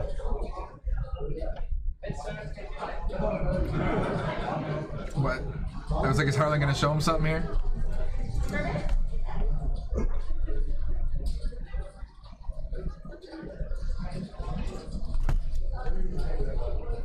So once again, Day still our resident big dog here. Let's take a quick look. Let's see, 11, 14. 16, 17, 19, and some change. Looks like there's about 20, close to 25K in play. Not a bad 5-5 game. I love it. And people are like, oh, how's a 5-5 game? I'm like, well, let me just tell you how much money's on the table in your typical 5-5 game. So close to 25K. I would imagine that'll be closer to, let's say, what time is it now here? It is about 8:20. I would say in the next 40-45 minutes, we'll probably get another 5K on the table in play, somewhere around there. Yeah, especially if somebody leaves the table and, you know, we get a couple players in there that will match the big stack. You know, now that's an extra, what, 7K, you know, onto the table. Or how much does Day have? Did we say 8K? Day has like 6.4 or something like that. I think he's around there. Yeah.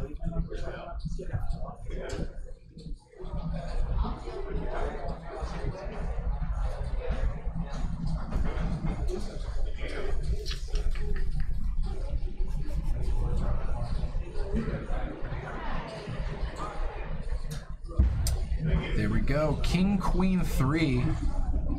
Adam connects with the Queen, and it's good right now.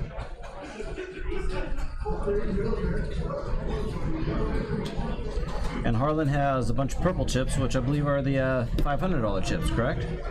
Yeah, I believe the purple chips here are the big dog chips. We'll punch in some commands here in the chat for you. Is it cash chips? I don't know. I forget. We'll punch them in there and we'll let our guys. There we go. Cash game denominations. Yeah, the purples are 500s, guys. The whites are 100s. Squidward says, where are you guys located? We are located right outside Sacramento, California. Right in Center Sites, right off Highway 80. It is the same Highway 80 you guys have if you're in the United States. I swear, get on it, drive towards us. You will eventually hit us. It might take you an hour, it might take you a day, but you'll get here.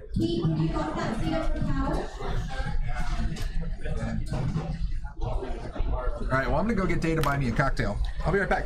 You need something? Bring a cup of ice? Yeah, absolutely. All right, so Mark is under the gun straddle. I don't know, maybe no straddle? But raises 35 with 7-6 diamonds, and it's going to get a couple callers in this field.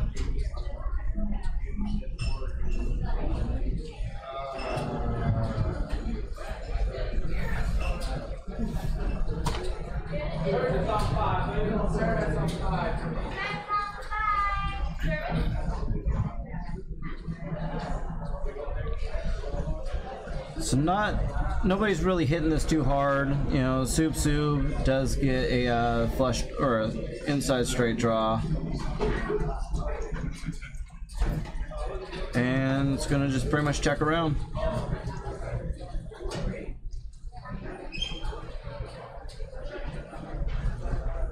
So Harlan and Soup will chop this pot up.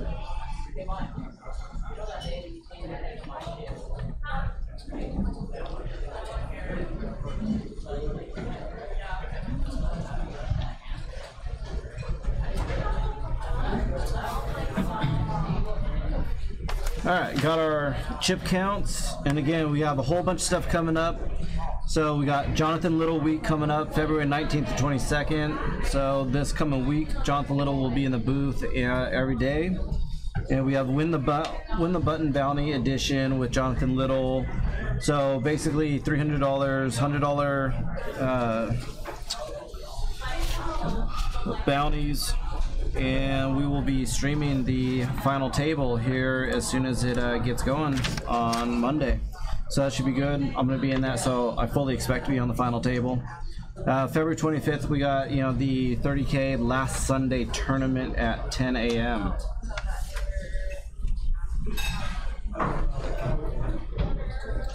Dave flops a flush draw here, and looks like Mark just river two or turn 2 pair.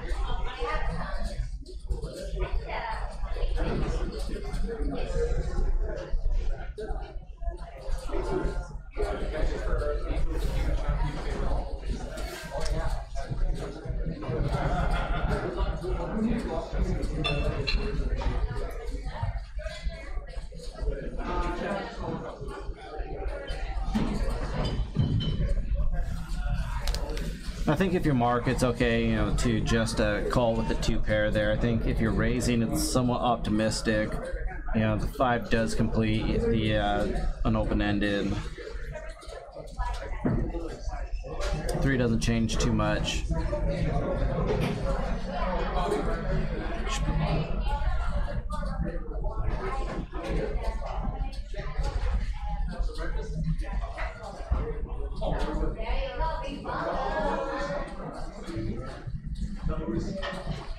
If you're calling the turn, you should probably go ahead and call this river. The 3 doesn't really change anything.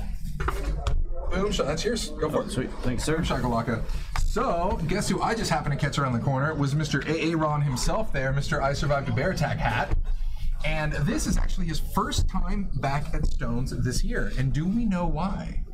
Because apparently he's been too busy traveling around the world and playing everywhere else. He played in Morocco, I think he said, and then he said London, I know specifically. He said London was his favorite because he caught a wicked 1 pound, 2 pound game there. But everybody in the table was anywhere from 400 or 500 to 1,200 pounds deep. So it was a super juicy game. And I told him I'd been to London once and I had actually played where he was talking about. And I said I had to go when I was there because I felt like this wicked James Bond vibe. How the hell did Harlan get 10.1K? Was that a big pot that I missed? No, he had it on. You know, all those $500 chips. Okay, I was like, dude, what in the heck? So Dondo is letting me know to just remember that there's a difference between my final table and the actual tournament final table. Okay. And while I appreciate that, you know, heads up, I do fully intend on making that final table and taking that thing down. The Trump Taj Mahal is closed, yeah? It is closed. They sold everything inside. Okay, so I'm actually really stoked that I got a chance because of it being in Rounders. You know, they have their big Taj Mahal moment, right, you know? And I right around when that came out, man, I happened to be out there with my family and we caught the Taj and I'm riding the escalator down and I'm like, look, in the movie, this is where they're riding down. Like, I got the whole experience. So it's actually really cool that I got to do that before they closed it. That's too bad. That's how I feel about, you know, what was it? Binions? Yeah. Before they remodeled everything, when they still had the WSOP there, they were only doing the final table at the Rio. Yeah. So it was really cool to, you know, just kind of see everything just that hadn't been replaced since the 80s, you know, if that. Yeah. So it was really nice to see this kind of time capsule. Time capsule, Yeah. absolutely. Yeah. Absolutely time capsule. You know, there are certain things where I'm like, I get that you have to, like, you know, innovate and adapt with technology and time and change, but there's some things you're like, dude, just leave it. It's just freaking cool. Like, I know it's outdated technology. Like, prime example, the giant Coca-Cola sign when you drive through San Francisco. That thing is completely original from the day it was made. Only thing that replaces the bulbs, right? Little internal parts, but it's the same damn sign. They could have replaced it with some giant crazy LED whatever, but they don't. It's the original, like, neon tubes and bulbs, and it looks awesome. And they just keep repairing it, and I got nothing but kudos for them. So you gotta love this if you're Super Sui. Raised with Ace King, you know, out of third blind. Yeah, I guess the straddle probably. Yeah. That's unless they just decided to make this a 5-5-10 game. But yeah, you raise with Ace King, and this board comes out. Yeah, that's pretty much my MO with Ace King. I pretty much go to Whiff City, population me, right off the bat. So Poker Pro Eric and I are going to do a little side bet, last longer bet. For you and him in the tourney coming up? I love it. $100 last longer going on. Was I not supposed to say that out loud? Oh, it works for me. Okay. I was gonna say it. All right, so Brandon shivs it. Subisub definitely doesn't like it, but he looks like he's almost priced in here. I think they're talking about maybe how many times they want to run it. Maybe we'll see. Fort Garrett chiming in says Hard Rock now owns the Trump Taj Mahal, so it's the Hard Rock Taj, Hard Rock Mahal. We didn't see what else came out there. Here we go. Now we're seeing it now. Okay, 6 on the turn. Subisub needs an ace or king. All right, that's going to seal it up for Brandon. Are they going to run it twice here? They sure are. All right, 3. Subisub still looking for an ace or king here. And Brandon takes them both. Yeah, wow. Solid. If I'm Subisub, and I mean, you almost dedicate yourself in that pot. You bet out a couple hundred. The guy only pushes for 430. I mean, you just have to call. Right. And if he gives me the option to run it more than once, I'm going to run it as many times as you give me with Ace King there. So. Yeah, and on the live stream, you can run it 3 times. So why not? If I know I'm behind. All right, Poker Pro Eric says, okay, deal lasts longer for $100. Done. Oh, now Aunt Doom over here, and I love it. So we're actually mixing sides here. So we have a prop bet starting on the Twitch side. Over on the YouTube side, Aunt Doom's like, what tourney? What's going on? He wants in. So we might have a multi-way last longer bet, boys. I like it. Well, it's $100 between friends. It's basically just an extra. Is that the bounty tournament? Are you talking about the win the button? Okay, win the button bounty tournament. It was even great is you guys are basically just betting a bounty. Right. You guys are doing like an extra bounty on each other. So the Antum, to answer your questions, next Monday it's the win the button tournament with bounties. They're doing an extra $100 last longer. Very cool. And Poker Pro Eric doesn't know, and he won't know when I say this, is I'm just gonna late reg. Nice, done. And you're just gonna beat him before you even get in and have him subsidize your buy-in. Winning. Love it. It's a bounty and win the button, Dondo. That's the best part. It is a little bit of both. You get a $300 buy-in, $100 bounties, and you win the button when you win the pot. Game on. Yeah. How good is that? You knock somebody out, you win the pot, you win the bounty, you win the button. Game on. It's freaking rad. And I like playing from the button, so I'm going to be going for it. Yeah, and that's the thing is, aggressive players who love playing position and button, like those are the, I mean, this tournament is just so sweet. That, again, guys, coming up, that is Monday. I don't know what the actual start time is for that. I would imagine it's in the morning, probably 11. I think it's noon. I think it's noon. 11? 12 p.m. Because you know that I got to get my beauty sleep because I'm hideous. So Monday at noon, be here, guys. That is the Win the Button Bounty Edition tournament. It's going to be an absolute blast. Yeah, I'm looking forward to it. It's going to be really cool. Collusion is already beginning. Poker Pro Eric telling Aunt Doom, you should play because we can bust Master C together. I've seen them both play, so good luck. Oh, zing, shots fired. Apply Cold Stone's water to that burn. Actually said that today, the poker boss, who I'm sure is busy with lovely Miss Poker Boss tonight, replied to his own brother asking for a job at the Aria today. He's like, oh yeah, I totally. He's like, he's like, I'd work there. Just hire me. Where do I sign up? And the poker boss said, ooh, if you deal anything like you play, we're not interested. Sorry. So I definitely put in a little apply cold water to burned area image. Magic Man 366 in the house. What's going on?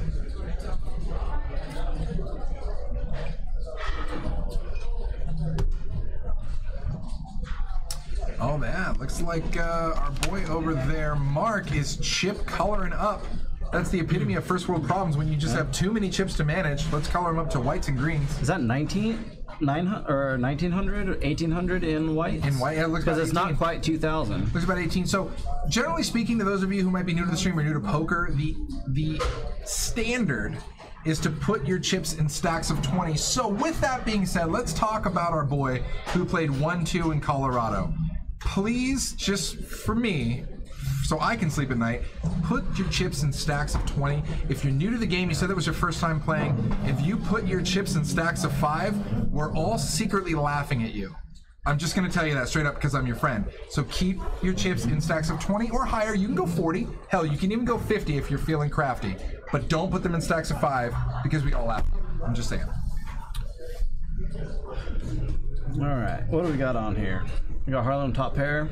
And Day with next best pair, and Sue with bottom pair. Game on. Sue with the backdoor flush draw. Not the backdoor he wanted, so this is probably, again, going to go bet fold.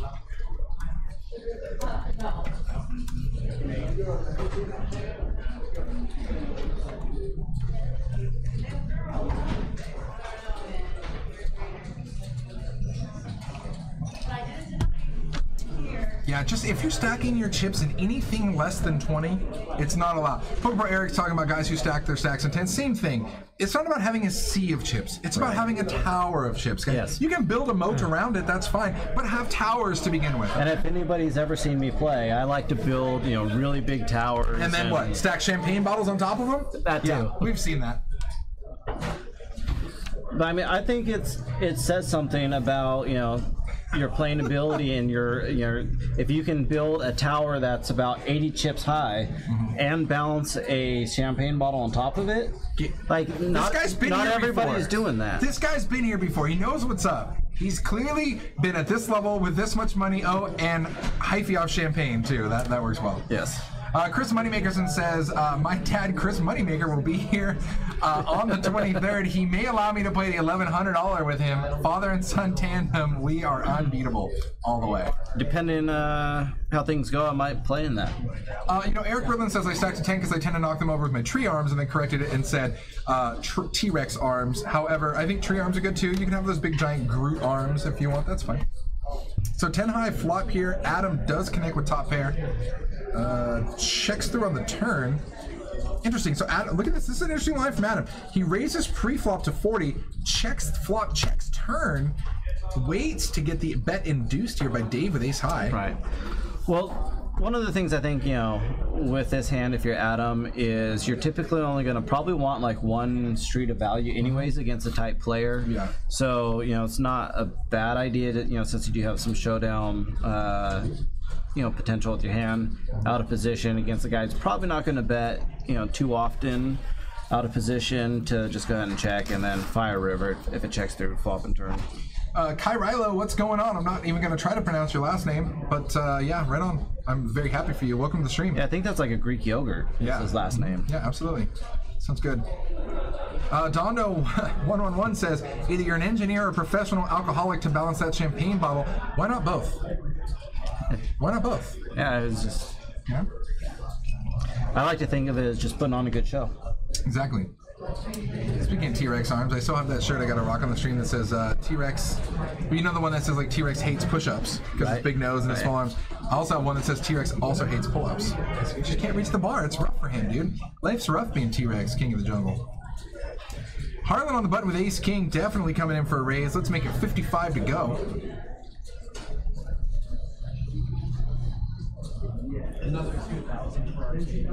Brandon makes a call, Dave makes a call. 3 of the best of the flop. Wee! Queen 9-5, couple of hearts. Really nothing for anybody? Wow, look how split these... Brandon with a gut shot. Look how split these equity percentages are. 40, 40, 20. Everybody shot. Just in Airville.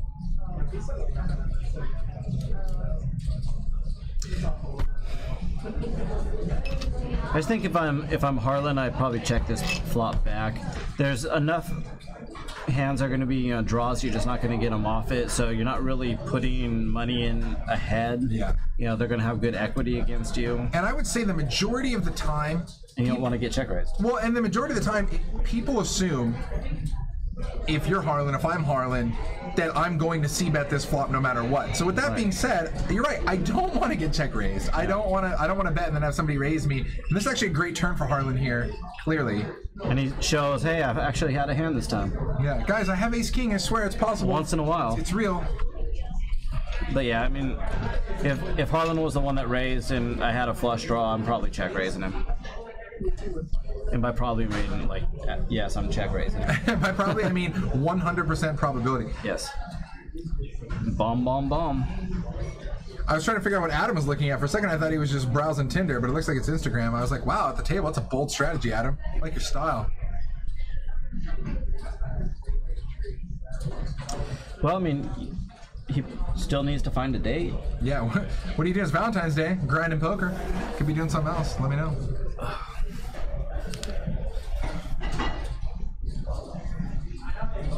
That's mine. Give it time. Oh yes, she will be mine. Oh yes, she will be mine. Then you pull up the random guitar. Right. Wayne's World.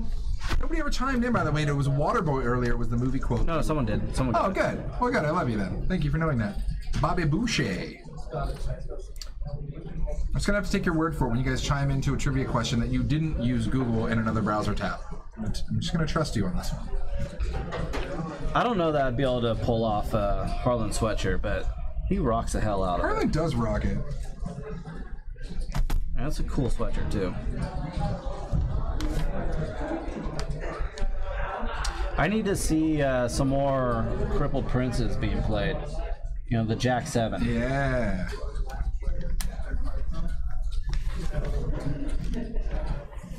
This is funny. I have an IT guy, buddy of mine. I was helping build a giant, massive media server yesterday, and he screwed his computer up, and he was laughing at me because I was taking a camera phone picture of his BIOS, And I was just like, what? I just want to know the BIOS number when we're trying to update it and stuff. And so now that he pooched all of his computer and he has to go back and like in recovery mode, he's like, do you still have those pictures you took yesterday that I was totally giving you shit for? I'm like, absolutely, you're welcome. Yeah, Dondo, I'm pretty sure Adam plays, the 1025 pretty often, so it's just like leaving work early. So it's really not that crazy.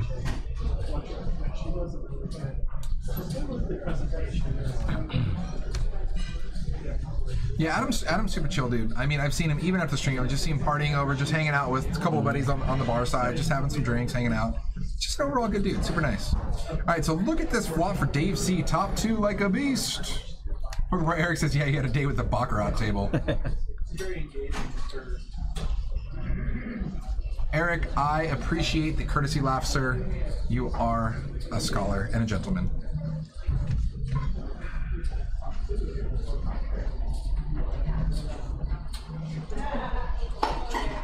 All right, there we go. We got a bet and a 90 by Peter and a raise to 205. This should shut things down pretty quick. Peter doesn't have much of a redraw here unless he got lucky and binked a jack or a 7 on the turn. Some sort of straight potential outs. I hate college. I didn't see any glitch in the stream here, but... So I think one thing here, if you're Dave, you flop two, top 2 pair. I believe the initial raiser was Ron, or Aaron. And so once you have the initial raiser checking, you have the next act checking, like you can bet your, 8-9 or top pair, whatever, for value. So you don't need to check raise. There's not much value because the people that have said that I have a good hand have already checked, indicating they don't have very much. So at that point, you should be just betting for value. And so if you do check, somebody bets, now you're check raising, all you're doing is going to like fold out pretty much every single hand, except for the hands that beat you. So check raising really is just losing you value and costing you, more money. Okay, so Dondo111 here on the Twitch side says, check raise is bad here because Dave literally has no bluffs in his range. I'll agree with you on that one. I like the line you talked about a little bit better. Ron Dunn joke time. What do you call Batman that skipped out on church? We're going to find out. Let's see. Give me that million. I bet you my girlfriend takes me back. Yeah, Kyrie Lowe says, a question of the day. If you had to pick between playing poker on Valentine's Day and winning a $1 million bad beat jackpot, or getting dumped because you didn't see your girl on V-Day, what would you pick? I mean, if you're asking if it's between, if it's just my girlfriend and not like my wifey, and it's between her and $1 million, I'm not gonna answer this, but the answer is always $1 million. I'm sorry, I'm just gonna put that out there. Guess how many girlfriends I have with $1 million? More than one. It's true. Sorry. Check me later. This is right here. That's when you clip out and show my future. What a turn card for Peter. So he has open-ended and a flush draw, but he does not know his flush is no good. Jack 10, 9, 8. Eric says my wife would appreciate the jackpot. Right? You're welcome. Honestly, if your girl dumped you because you won $1 million, I just want to be there when she's telling her girlfriends why she dumped you. Can you believe it? He went out and won $1 million instead of taking me to dinner. Sorry, that's my best snooty. You win $1 million every day could be Valentine's Day. It's very true. Very, very true. So on the river here, this is going to give the check mark to Subi Soup of all people with pair queens. Would I rather have immortality or $1 million? Immortality. Think of all the money I would save by not having to eat because I'm immortal. I wouldn't die. I'll tell you what, immortality. I'd like to think if I could live forever, I could definitely make more than $1 million. So. Right. I think if I could live forever, the stipulation I would want would be able to die whenever I want. True. You don't want to put like Death Becomes Her and just start falling apart, getting spray painted by Bruce. Well, it's like if the Earth gets taken out by an asteroid, I don't want to be just floating around space for infinity. Oh my god. Welcome to Stones Live, guys, where we play what ifs.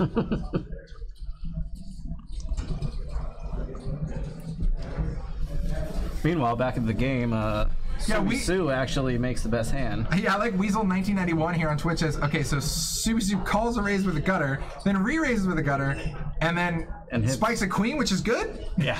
Like, how does this happen? And then folds. And then has to get out of the way. Like, okay, I'm gone. And Peter is using his image. Oh, and he showed it. Oh, at least showed the one. I think he meant to show it, but he at least flashed the 7 of diamonds there. Wow.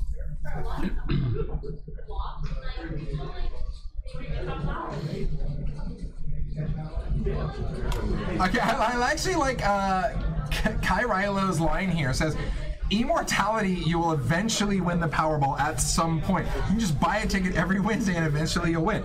Like, he's not wrong. It's, right. I mean, talk about playing the long game though. Like, I mean, odds-wise, like, dude, it's been 6,000 years, but I finally won this crazy futuristic and then immediately after that, you know, Ford Garrett chimes in, immortality. You know, then start robbing banks because no one can kill me. I need a lot of guns and bullets, though. And of course, Mr. Smiley, a little late with the arrival today. What's going on? My friend says, sup, mortal. See, he's right in the conversation. He's like, talking about being immortal. He's in. Well, I wouldn't even use guns and bullets, you know, just lessen the jail time, just wait out, you know, the 20 years as opposed to like 110, and then go collect that money I buried in the desert. The same warden's going to be like, weren't you in jail here 40 years ago? Maybe. That was my son. Don't worry about it. I mean, my dad. Oh my god. Yeah, all right, so 3-4-6 here. Looks like Harlan connects with mid pair and best kicker Dave C still ahead with pocket kings. He's going to shoot out 100. I'm sorry, Harlan shoots out 100. Dave C makes the call. Jack on the turn. I think I would probably check raise Harlan here. And Harlan checks behind. Oh, wow, that's interesting. I'll check again. Harlan's just probably going to check give up, but it's Harlan. He will bet from time to time. And he just checks. Jackson, I just want to see Dave flip over his kings. Like, yeah, they're good. How many kings do you have? I don't know if I would check back here. What do you mean, if you're Harlan?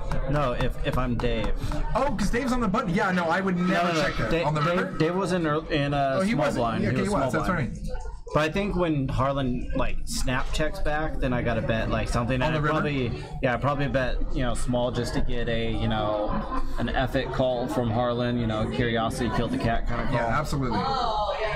Yeah, because you know why? Because Harlan is gonna want to know where you're at. Harlan's gonna want to be like, okay, whatever, prove it. Show me. You know what I mean? And whatever. If you want to give me just turn over the one king. River G. Yeah, if you want to give me $100 to show you, I'll show you. I might bet like 45. I'm like, what will he call me with bottom pair? I'm betting that. So Peter here raising a 60. I like that Peter bluffed that other pot and took it down. I think Peter's really widening his game, and I like it. Oh, look at this here. 10, Jack, 4 on the board. Top 2 pair for Brandon. Bottom pair for Harlan. Peter with mid pair. And backdoor flush draw. Yeah, buddy. Put like a 9 or king of hearts on the turn. Let's get nasty. Everybody wants some. Oh, wow, another jack. This gives Brandon the stone cold death grip on this hand here. Jack's full. And it actually makes Peter think that, you know, his hand, might be a little better. And the sick part about it is now the board double pairs with jacks and 4s, and Brandon's got the ultimate moneymaker hand, because anybody with a jack would be thinking, okay, well, I'll call. We probably got the same thing, and you just don't. You are unbeatable here, sort of quad 4s. And this obviously makes a smaller boat for Harlan. Little does Brandon know how. Calling? Well, no, there he raised to 350. Yeah. You know, I think if I were him, I would chip here because, you know, one of the things about this game is you want to recognize when you're in likely the good side of cooler situations, and when you are, kind of bet sizing goes out the window, so you just need to go for max. Yeah. So like you're just saying, if he has a jack, you know, he's gonna. You know, like who's folding just like, you know, Jack X, you know. So, and you got the Jack 10. And it's so nasty here for a variety of reasons. So one, I mean, how Harlan goes from bottom pair to runner boat is already all the way funny. But if you take a look at Brandon, he's kind of stuck in an awkward position. He raised the 350. You can see his stack's only about 1,000. It's like Harlan's now knowing that, do you make that raise and leave yourself with that awkward sizing? Are you ever bluffing here? Are you really ever bluffing? Because you only have about 500-600 behind. Are you ever, and there you go. See, that's exactly what he just did. He looked over and he got a quick count of his stack. Right. And Harlan's wondering, are you ever really bluffing here? No, I don't think with that sizing. You know, and so like what he's trying to do, he thinks, you know, he might have Harlan cooler, which he does, you know, but not as bad as he thinks. But again, if you think you're on, you know, the good side of a cooler, just bomb. And so far, Brandon has been pretty quiet. He hasn't really gotten out of line in really almost any of the hands that we've seen so far. There's not really a reason to think for Harlan to think that he's never doing this with air. I can't see Brandon doing this with ace high ever right here. Yeah, I think because I mean, I think if he were to bluff this river with like, you know, like king queen of clubs, so he's gonna make the call. I think the funny thing is, I think that Harlan is literally only calling because he's thinking that maybe Brandon made a flush and he's just trying to get a little out of line with it or something. I don't know. The only basically Brandon's only doing that with like a flush or jacks full, like period. He's not doing that with any four, and Harlan was just hoping it was with the flush.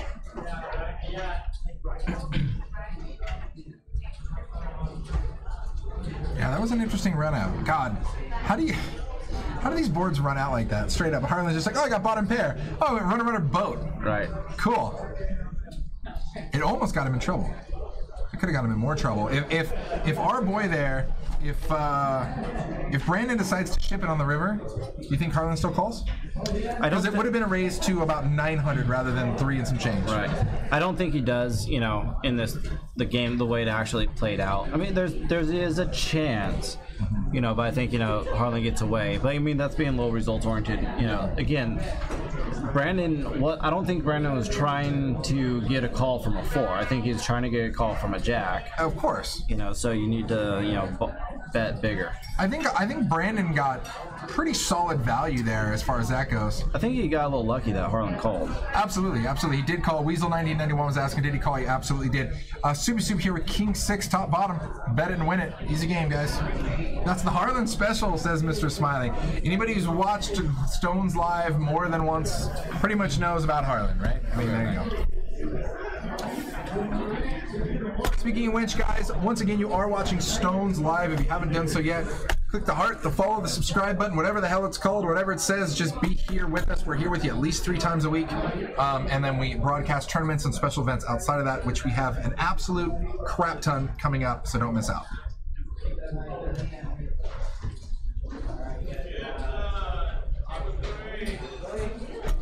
And this is where we're talking about different players here. Dondo chimes in and says it's funny because if it was heads up between Harlan and Peter, then Harlan bet river and Peter probably calls with second pair. And that's the difference we've seen with a lot of these players. I mean, there are a couple players at this table with a relatively tight image, and there are a couple players at this table with a very loose image. So it's always fun to see how that whole thing shakes out.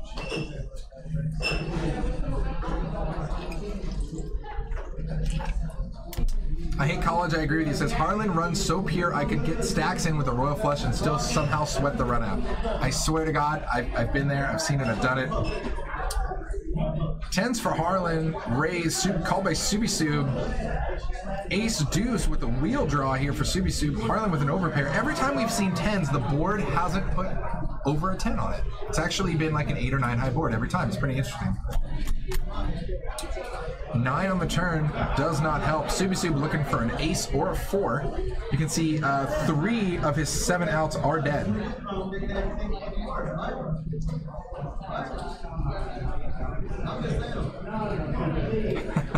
Harlan would somehow make 5 of a kind and snap off your royal.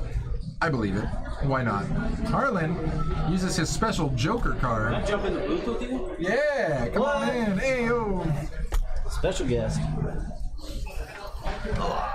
No, it's just kidding. It's just me. It's actually kind of funny. They're saying, you know, Dono was like, man, if it was heads up between Harlan and Peter, or no, he says, here we go. I hate college. Harlan runs so pure I could get stacks in with a royal flush and still sweat the run out. And then it's just like, yeah, he'd probably just 5 of a kind and snap off your royal. He's like, and no one would question the 5 of a kind either. Like, oh, it's Harlan. Like, oh, it's fine. He already had quads, and he's like, I'll use my Joker card. Bam. And I don't say this to in any way slight Harlan. I would love to play him heads up, you know, because he plays so many hands. He reads really well. It would just be an intense, like, mental game battle. And when it comes to heads up, I just love that. Yeah, and I mean, let's don't get it twisted, guys. I absolutely love Harlan, and he's an absolute beast. The thing is, people mistake Harlan. People who just tune in and watch 5 minutes think, oh, Harlan's just some loose whale donkey, and you are so wrong. You are so wrong. There is a calculated method to his madness, I assure you. Yes. There's a reason. If he was like that, you wouldn't see him anymore because he would have been broke a long time ago. Right. But if you are playing against, Harlan or a type of player like Harlan, we see him every game, people just try to bluff them, or they wait until they have a hand and then just try to re-raise them, kind of thing. Let them barrel, or bet thinly into them. They like to call. People adjust, incorrectly to his player type. And look at Brandon. Calls in the big blind, flops a bunch of fours. And check calls here. He check calls Dave on the flop. The turn now brings a jack. Checks again. Wouldn't be surprised to see Dave check behind here. He does check behind. And Brandon's saying ace of king, please. Ace of king.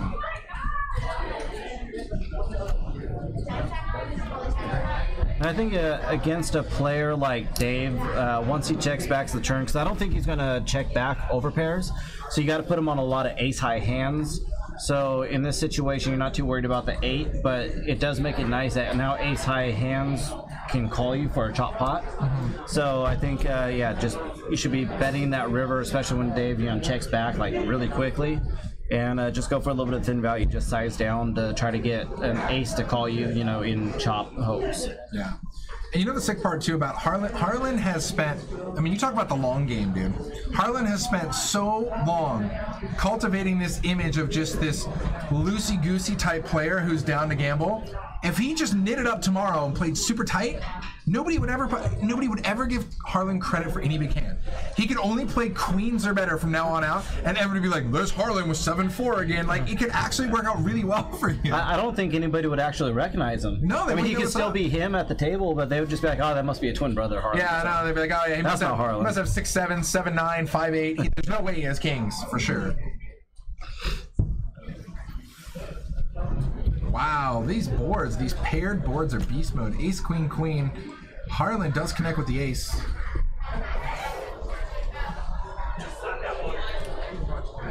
So guys, let's talk about poker lesson time. Let's talk about flopping paired boards and betting it.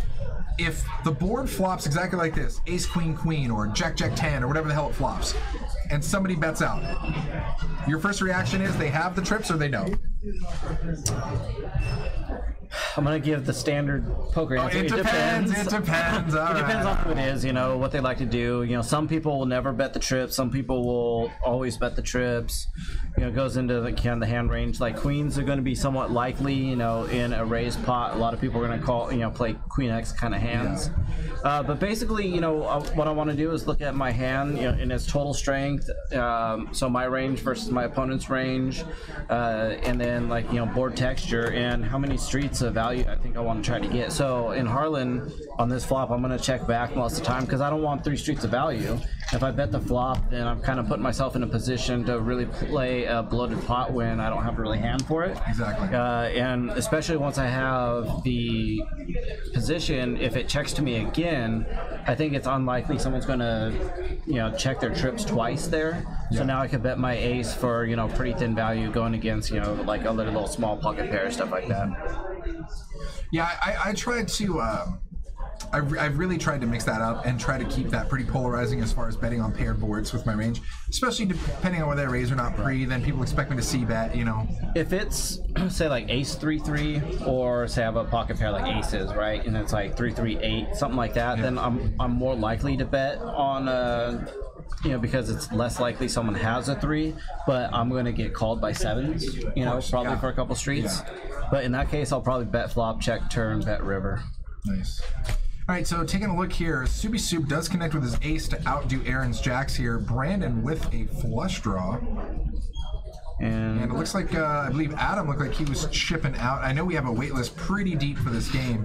I know that our guy, Daniel, actually, who just got second for 8K on our Battle of the Ages, he said he was third up on this list, so he might be able to make it in this game, depending on if we lose another player. And now this is actually a really good card for Brandon. You know, in addition to his flush draw, now has open-ended straight draw. Subasu is going to bet his ace, and I think if I'm Brandon here, I mean, you can make a argument for either, whether you want to raise or just call. It's 250. I mean, he does have, you know, pretty much direct odds. But I mean, you can also raise here. It's just depending. Do you think Subasu is the type of player that will fold an ace to a raise? If you do not think so, just call. So 750 in the pod here. Weasel chimed in saying, "Pile it, Brandon." Let's see what he does here. I mean, I'm probably raising. He's just gonna flat call here and to the river. Disco, the stone cold nutskis guy. How good do you feel? You're in position. You river the absolute nuts, and now you just wait for Subi to bet. You're like, please bet anything you bet. But the problem is that Subi's not nearly as strong as you'd like him here. Right. Subi's gonna pretty much fold to any raise. Oh wow! Wait. Check. What? Wow. Oh no! All in snap call. Okay, good. All in snap call. I was like, how do you river the nuts and check? I was freaked out. Okay, so all in and a quick snap call by Subi. Obviously, you went to flip over the ace there. Yeah, that's all she wrote about. Well, and that's the thing, you know, like Subi only had like what 630 and left with a pot of 1,000. So if you've noticed, Subi was in bluff catch mode, kind of. It's just like, I think you maybe missed your draw. If the board wasn't, it was kind of similar, but was there flush draw on the turn, or was it flush draw on the flop? On the turn. Okay, yeah. No, flop? Was it the flop? I don't know. Either way there, he shipped it. I think Subi was definitely, I mean, you're in bluff catch mode. If you call with ace deuce, even though you have an ace, any ace beats you. I mean, you're pretty much in bluff catch mode. So if that's the case, just check it. Let them try to check back. Weasel1991 says, Jesus, give me the U.S. I need to sit down. You sure do. We are located right outside Sacramento, California. If you want to get in the game, we will put the number in both the YouTube and the Twitch chat. We'll put in the command. We can get you in touch with it. If you're out of here, we will get you in the game, especially if you're traveling. You said you're not in the U.S. Where are you from? Guys, chime in where you're watching from right now, both in Twitch and YouTube. Tell us what's going on. I always like when people are watching from super far away because it's like 4 a.m. or it's like we had or one guy who tunes in from Malaysia. It's on his lunch break the next day. Someone's always watching from Uranus. Super chill. Always. Uranus, your mom's bedroom, your closet. Gets a little weird, but we expect it. And they're all in the same place. Oh, Manchester in the UK. Right on. Nice. What time is it over there? It's solid. What time is it? It's probably like 4 in the morning or something. I'd have to Google it and check it out. All right, guys, we got a new dealer coming in. You know what that means? Bum pot time. So everybody here throws in $25. We go to a flop and they all play it out post flop. This had to be 25, right? Or not 25? It's supposed to be 25, but maybe they went. Small. Maybe they went less? 10 or 15 or something? I don't know. So pot looks bigger than 85. I don't know. We'll figure it out. Either way, a whole bunch of hands. So Weasel says it's 5 a.m., but I got 2 tables left on Party Poker, so still good for you, man. I haven't played Party Poker in so long. That's some good memories. Good luck, man. Yep. Party Poker is kind of where I first started playing online. Mr. Smiley from good old Detroit. Motor City. I played at Motor City Casino out there, Mr. Smiley. I had a lot of fun and thought that was a very fun poker room. Nice. Actually, unlike most poker rooms, they don't, instead of running promos for like bad beats and jackpots and crap like that, they just have the whole wall of food with fresh food out there, and you can go in. It's just 24 hours a day. They have fresh sandwiches and pizza and this and that and everything else. You just go in and grab whatever you want. I actually really enjoyed my time there. I was there for work, and we hung out, and I definitely grinded there for a few days. It was a lot of fun. Yeah, I think the bomb pot was probably 25 a piece. That's what they've been doing, so it doesn't seem like they would alter that for less. Yeah. You know, they'd probably go more. Yeah, Party Poker improved over the past few years. Was awesome like 9 years ago. Yeah, 9 years ago is about when I was talking about. Like having a cigar, just hanging out, playing some Party Poker with my buddies, grinding that hardcore 10-cent, 25-cent game. Even more ago from that, the games were just amazing. Oh, yeah. Well, you know, that's what I love about things like that is there's nowhere else you can get online, and you can literally buy into a tournament for $20 and have a shot at like $5,000. Yeah. You know, because there's just like these massive player pools that you just can't get. You know, but it's a totally different beast. Playing live and playing online, completely different beast, which is why I love when you get these guys out. You know, you'll see them at the feature table at the WSOP, and then, you know, this guy's primarily an online, but he's only ever played online. He's played live like twice, and then you watch him in a live game, and it's totally different. Right. Now it matters. Now you actually have to have a bit of a poker face and a bit of, you know, gameplay and how you do things. Well, I would just love it when they would come and sit down in the cash game because they're used to, you know, playing so many hands that they would just spaz out. You know, they can't deal with it. They've been sitting there for an hour and they've only played one hand. They're freaking out. Not to mention they're just complete tail boxes. Oh yeah, a tail box. Brandon's chip stack looking super healthy after those couple big pots here. Color up. Harlan apparently throwing his ring to other people. Oh, is Arcady sitting down? Oh, I love Arcady in C3 there. Get some. Arcady, oh, nice. Talk about another crusher, man. A definite student of the game. Yeah, talked with him a few times, played some with him. We actually played a really interesting hand. I mean, it didn't go too far. Who, you and Arcady, who's sitting down here in C3? Yeah, a long time ago after one of the streams. I had probably 2,500. He had about that, and we just kind of had a nice little pre-flop battle. You know, I think I had jacks that hand. A little 2-bet, 3-bet, 4-bet type action. Yeah, I think I 5-bet him. Nice. And he was like, "Who is this guy?" That sweet 5-bet baby Jesus.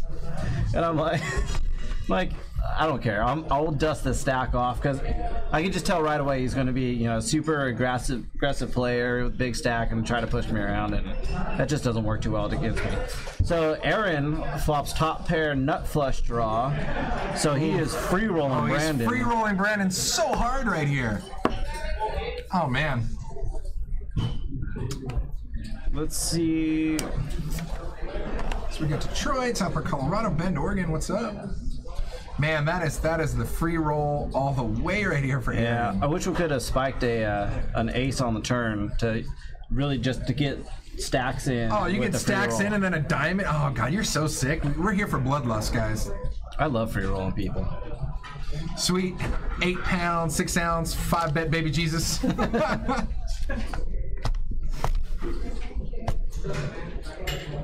This Stone's live, brought to you by Powerade, coming soon. And chop it up. There it is. Veronica and Friends is the third Wednesday of every month. I almost said third Wednesday of every week. Yeah, exactly. So Veronica and Friends is going to be next week, 1 week from today, guys, and it will be another JK Squared show, which means Urban Dictionary time at 8 p.m. So tune in. I think we're close to word 20 now. It's a very special Veronica and Friends because Jonathan Little will be in the game. Ooh, so it's a little Veronica and Friends for you next week. With a lot of drinking. Just a lot of drinks, a little, and you're going to enjoy it. It's going down. What's going on, Frank? Where's Frank? Frank, what? Huh? Says Alexander James. Hey, guys. Oh, it's Frank from Fort Worth. What's going on? Now, I really was disappointed the first time I went to Texas, and obviously, whenever I traveled for work, the first thing I did was I pulled up Bravo Poker, I pulled up Google, and I was like, what poker rooms are around wherever I'm going, right? And I was so disappointed that it was really, I mean, this was years ago, but it's really, like, impossible to find anything anywhere around, like, when I would go to Dallas, Texas. I flew to El Paso once, which is basically Mexico, but, like, well, I don't think they have any poker rooms in Texas. No, it's a little rough. Yeah, it's like private games or poker clubs or something like that. I don't know. Which sucks. I mean, if it's a poker club, that's okay, you know, because then you can at least get a game without having to drive to another state. I'll tell you what, guys, if you haven't done so yet, make sure you look up the documentary Dealt. Have you heard about that? No. So Dealt is about a master card mechanic / magician, and his whole shtick is he's like, this is why you wouldn't want to play blackjack or cards with somebody you don't know. And he's literally dealing from the middle of the deck, and he does it with the top card face up, and he's so smooth at it. It's absolutely freaky. Let's put some icing on the cake. He's blind. Look it up. I think you can stream it on Amazon. Absolutely insane. He has a deck of cards. He has like a wine. People have a wine cellar. He has a card cellar where he keeps all of his decks of cards, and he's like, oh, this is good stock. These are my 1998 bicycle, whatever card. Absolutely insane. Definitely check it out. It will blow your mind in the card department. Look at these hands. So what I want to know is, Brandon, you decline your option to 3-bet earlier with jacks. Now what are you going to do when it gets a 3-bet to you? Looks like you're going to call. So what do we think, guys? 3-10 jack on the flop and let God sort them out? Let's do it. No, so Mark's getting out with 3, so it's going to be battle of the 10s and jacks. And Mark here. can make that fold. Everybody's deep enough that you have direct implied odds. Look at this, all clubs. Subi with a club, Brandon without one, though still in the lead. And with an overcard. Now, I think, you know, if you're Brandon, because you got the 10s, you know, or sorry, Subi, you still have to bet this out. I don't know that I bet that big. I'd probably bet like half pot, something like that. Just because, you know, if I flopped a set, I'd probably bet like half pot range. But there we go. So K Jarloon R, thanks for chiming in. Says played someone in Texas yesterday. Says there is now poker rooms in Texas. They pay by the hour instead of rake, which actually, technically speaking, a lot of clubs do at higher levels anyways. Is it's still technically rake, but it's a timed rake. So it sounds like it's the same thing. So Subisub here bets 415, and Brandon, knowing that he's in trouble, he hates all the clubs. I wonder if Subisub's going to show. Please. I know, please. Just it's good for the show game. The tens. Oh, he shows the 10 of clubs. He flashes the 10 of clubs. Boo. Gotcha. Yeah, so the reason I like, let's see, somebody said good call Delta. I will check it out and definitely enjoy that Ford Garrett. It's the thing I like about when he does it is his pattern with it is just like, okay, well, we're gonna play a poker game. What player would you like to be? And this, I'd like to be player 3. And so same thing, he's dealing out. Yeah, like, okay, boom, here's an ace for you. Here's another ace. Here's quad aces on the board. And the sick part is being blind. That at this point, I guess as long as he starts with a full deck that's suited, the sick part is mentally he can keep track of where every card is the entire time, and it's just so sick. It's yeah, just watch it. I mean, when he deals on glass with the camera beneath it, oh, nice. So you can just watch it, and you're watching it happen live, and you still are like, is that real? Is this CG? Harlan raises under the gun to 35, Queen 9 suited. I think, you know, one of the adjustments you need to make if you're having a bad day, you know, if you're kind of running bad, people feel like they're playing a little bit more courageously against you, is you need to scale back some of the looser hands that you're going to play. So like a Queen 9 spades, I think the way Harlan has run today is a fold. Yeah.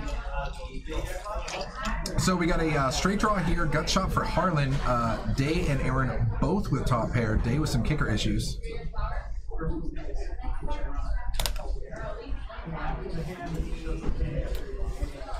And Harlan bets 60. Aaron makes the call. Day pops to 200. Now, if he can get Harlan to get away here, then he's really going to hope Aaron goes away. That might be more than 200 slightly. It's always tough to tell, you know. Oh, yeah, it looks like maybe 2 1/4, something like that. Yeah. Always difficult to tell, you know, just from the camera's view. Now, there's no potential flush draw. Aaron could be putting Harlan on some sort of draw here, but other than really 9-10, I guess, what are you putting him on?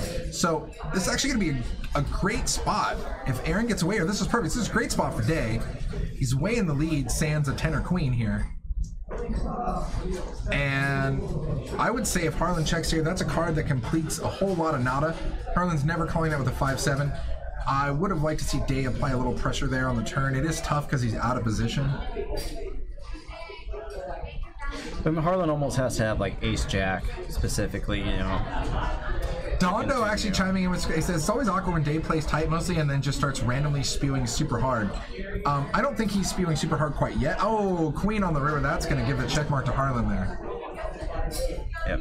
That's why if you're gonna check raise, you should probably continue on the turn with when a card comes in that doesn't really change anything. On the turn, if he pots at 575, on the turn, if he fires something even as small as 2, 2 1/4, right. 250, Harlan's gone. He's never calling that turn. And now Harlan's gonna call this all day. This is sick. Did he just bet 65 on the river? That's why Harlan's like, what? Yeah. But Harlan's just never folding. No, Harlan's never folding. In fact, that's almost too light to where I wouldn't be surprised if Harlan just like almost min-raised him just for fun. He's just gonna call and see that he's good here. You know, the 65 was almost too light. It actually slowed down Harlan because I think that Harlan's like, why? Why so little? It's confusing me. I'm just gonna call and hope I'm good here. So against kind of your average player, I think that's a very good line. You know, the kind of the checking back, making a very small bet, because you expect to get a call from a pair of eights very often. But this is where, you know, it becomes kind of a player specific thing, and you have to know that Harlan isn't just calling with, you know, like a pair. Yeah. You know, so you can't limit his range just to that. You gotta, you know, open it up to a lot of draws with, you know, backdoor draws, stuff like that. And taking a look at those stack sizes, guys, our 2 big dogs are at like 10K and 8K, and then like 6 of the other players are all at like 3. I mean, So game on. And again, we are playing table stakes, so you can come in and match the biggest stack. Those giant oversized purple chips there beneath Harlan's whites, you see those are $500 chips. The white chips are hundreds, the reds are fives, the greens are 25s, and the blue chips are dollars.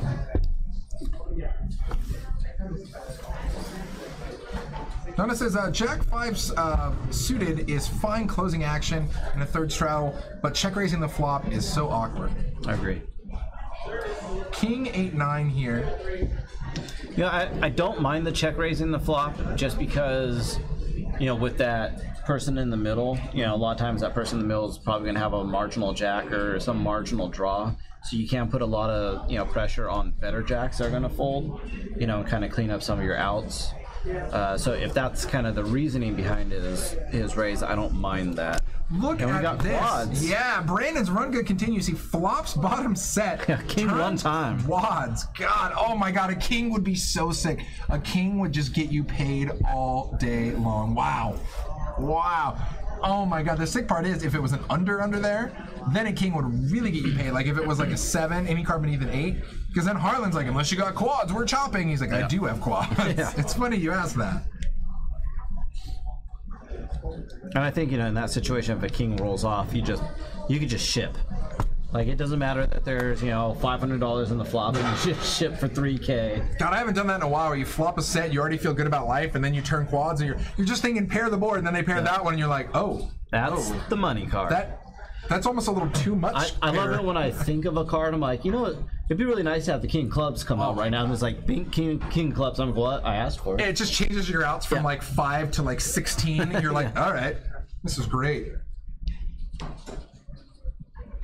It's a little awkwardly too quiet in the room right now. It's scary. It's so quiet out there. No, it's probably because there's not too quiet. There's no big sports games going on right now. Normally everybody's cheering and screaming and yelling, having a good time. And now I'm like, oh, it's so quiet. 888.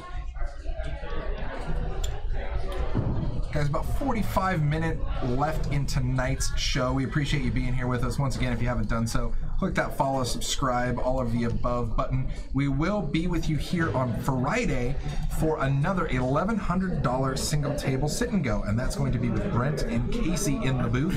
Now, do those sit and goes, they start a little earlier, don't they? Don't they start at 6? Can you do one of those? I haven't done one yet. I'm not sure. Sit and goes for Fridays. I want to say that they start a little bit earlier. I think they do start earlier because they usually run probably about 7 hours or so. Yeah, I think the standard stream time is about 7 hours. So I would bank on that. When does it start, guys? On Friday. Tell me. Cool. Thanks for the info. I'm gonna go with about 6 p.m. Let's see if I can pull it up on the Google Calendar. Those $1,100 single table sit and goes are actually getting more popular. The first one we ran, I think we had to definitely like reach to find a few players, and now all of them are filling in advance. So if you guys have any interest in $1,100 sit and go, contact Justin Caritis over here at Stone's Gambling Hall JFK, and they will let you know what's going on. Now that's just because all of them are set that. Oh, okay. Yeah. I'm pretty sure it starts live around 6, something like that, about an hour earlier. Then 7 hours in, takes it till about 1 a.m. That sounds about right. What I want to know is if anybody in the chat is going to have side action on Poker Pro Eric and I's last longer bet. Well, that's awesome. Who wants to bet on the side bet? I mean, let's go full on gamble tonight, guys. I'll throw $20 in favor of Master C against Poker Pro Eric on their last longer bet. If anybody wants to take that bet, but you got to be in here. I have to know who you are, though. Oh, there we go. Sit and Go stream starts at 5:30 p.m. There we go. Is officially confirmed by Justin. I knew it was started earlier. So 5:30, and again, guys, that's because it goes 7 hours. I think last time, that's what it's estimated at. Last time it literally went 6 hours and 50 minutes. So because we don't allow a chop. I don't think we allow a chop, or they just don't chop, whatever it is. So either way, they play it all the way down. About 7 hour stream. Poker Pro Eric says he'll tank his bet for enough action. I'm not sure what that means. That sounds great. Pay me $120 and I'll tank it. I bet. $20 profit tanked. I'm fine. Can I pay him? Can I pay you? Can I just get out of my own bet early and just take your $20 loss? That's like surrendering for like way less. You're way good. All right, so Ace Queen for Arcady here flops top 2 way out in front.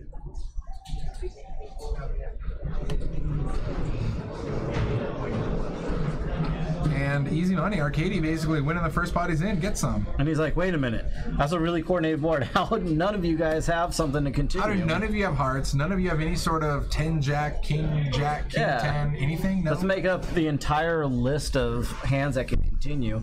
Not to mention all the people that float one time with, you know, pocket pairs. Float one time to pick up a draw. Right. Right. I'm on a pair draw. Got him.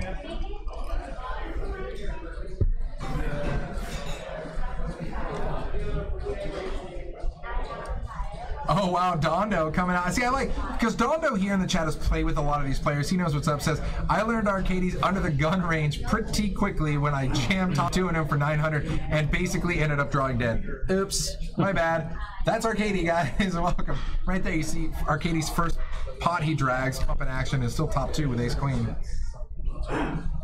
Yeah, one time I think I tried to pick off a bluff that I thought Arcady had.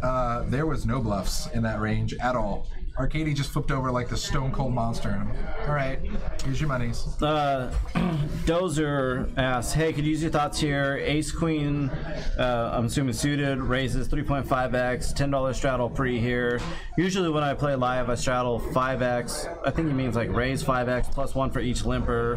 But then again, I only play 1-2 and the occasional 2-5 at 5-5-10. Do you think that a smaller pre-flop raise gets the same job done?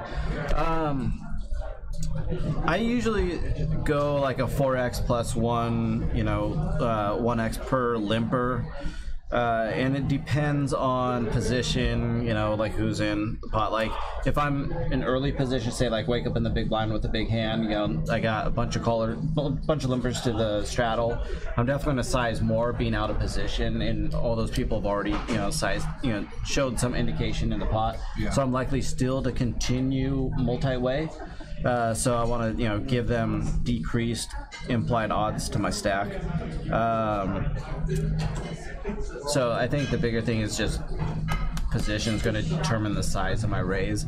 But either way, like this, I think it's more important to raise a little bit larger when you're in a small stakes game, because you have to cover the blind or cover the rake as well. Yeah. You know, so I think my general like open would be more in 1-2 than it would be in like 5-10 with like a $5 drop. And for me, I'm gonna give that blanketed answer always. It depends, and here's why. Because at the end of the day, if I have a big hand, especially like aces or kings, I don't want massive multi-way pots, right? I want to isolate to me versus 1 or 2 other players at most, right?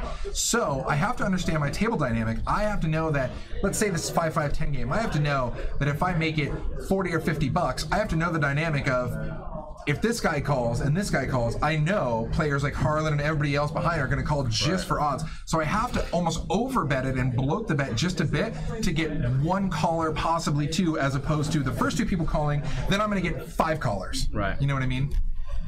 So here we're going to have a, you know, Peter with trip 5s, Arcady with the flush draw, and he is waiting for, look at that look. So many 5s for Peter. He does not really love that Peter's betting on this board. It is. Look, he's just staring down like, really? Is this the hand I want to continue with? This kind of sucks. So, I mean... Or when he's getting raised, should I say, by Peter on this board. Yeah, and the thing is, Arcady, I mean, we obviously know that Peter's been capable of making a few moves this game, which I love, but Peter still notoriously has that tight image, right. And Arcady probably hasn't been watching this before he came over, so he's just going to give him credit, wow, your tight image. Now, this turn picks him up a pair with his flush draw. Obviously, less likely that Peter has a 3 in his hand, like 5-3, to make a boat, so he could still be drawing live here. I really love this angle that you can see both of the players, you know, reactions during this whole process, watching each other. Look at Arcady's stare down when he looks at him over there. Now he's looking at the board now, but when he look at his stare at Peter, dude, he's looking at his soul just like reading a book. Right, and I don't think Arcady's really even considering that his 3 helps him in any way. Yeah, you know, so.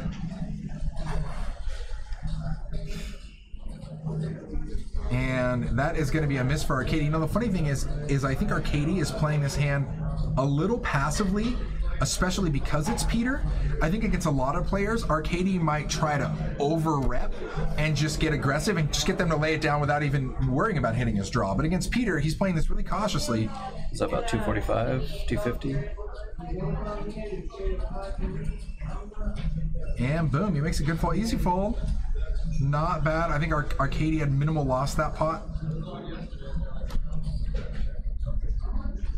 There we go. Once again, guys, stack sizes. Harlan about 10K day at about 8.5, and then everybody else in that 3K range, except for our bottom two, which is I think just under 1,000, and then about 1,700, somewhere around that. Wow, so many players like exactly even stacked, and then two big dogs and two little dogs.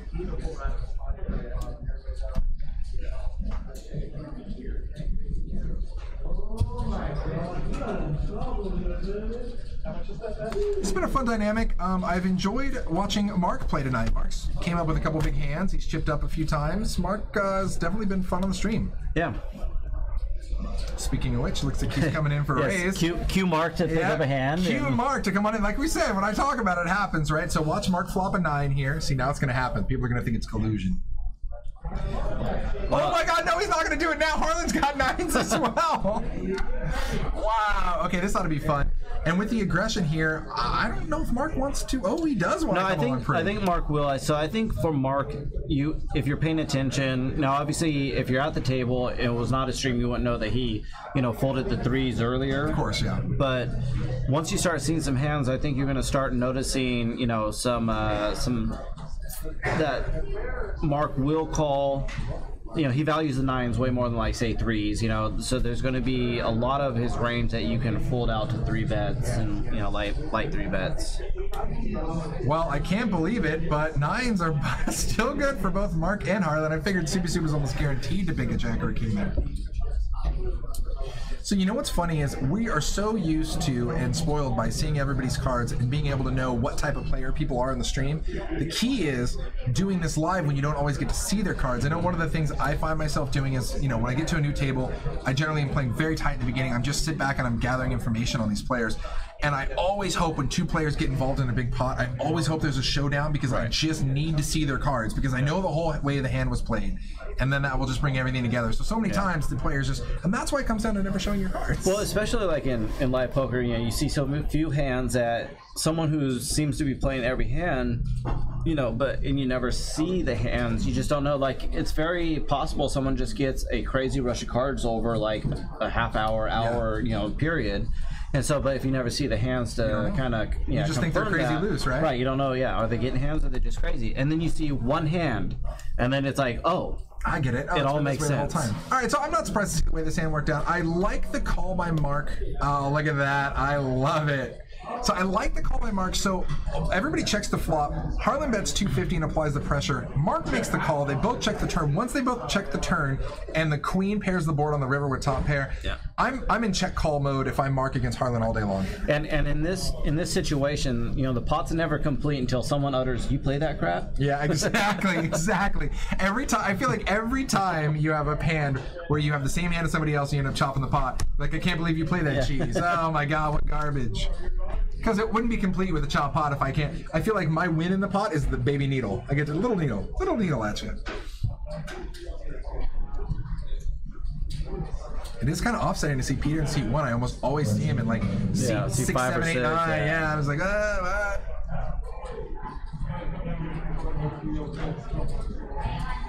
I still say we do what we were talking about earlier at my house when we throw a chip in the cups, and that will be some. You get an extra starting stack. Whoever makes it first, whoever makes it second. Or we could just play a game of beer pong and to determine the order. For those of you guys who missed it, we had a Veronica and Friends game that Master C was playing in, the one we talked about where he balanced a champagne bottle, and he throws a chip from across the table, literally like seat 8 to seat 2, and makes it in Frank's glass. Yes. Oh my God. And credits to Frank, he drank it. That's so disgusting. I don't know if that's a credit. That's rough. Well, it's a wine glass too. It's not like it's and like a big pint glass or something. Okay, fair enough. But I gave him fair warning. I was like, hey, you keep waving your wine glass over the table, I'm gonna throw a chip in there. And he's like, I'd like to see you try. That is so awesome. Challenge accepted. Done. The joke was he didn't know you were gonna throw a whole rack and just hope you got one in there. I don't know why that took so long. Well, that's what happens when you have like 80 chip high towers. Actually, I think I did more than that. I love it. BB Bulldozer says, my favorite same hand needle is, why are you playing that? I know that I'm playing that, but I don't know what I'm doing. So why are you playing that? I gave you way more respect.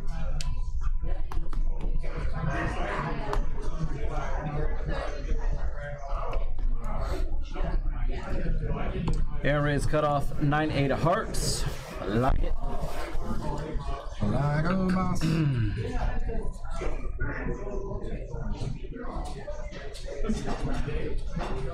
Wow, ace, king, jack, all spades. Everybody hates it.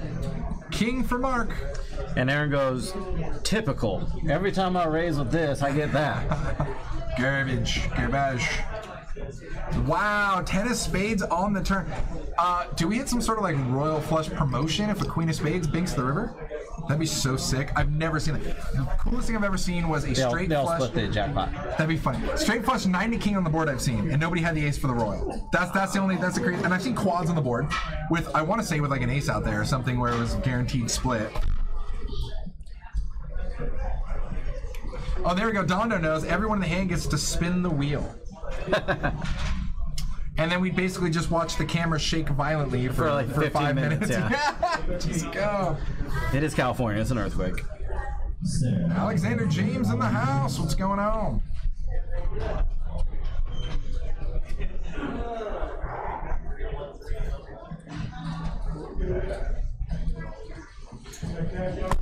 That is awesome. So BB Bulldozer says, hey, Justin, Chris, and chat, anyone else ever played either of the Poker Night at the Inventory games?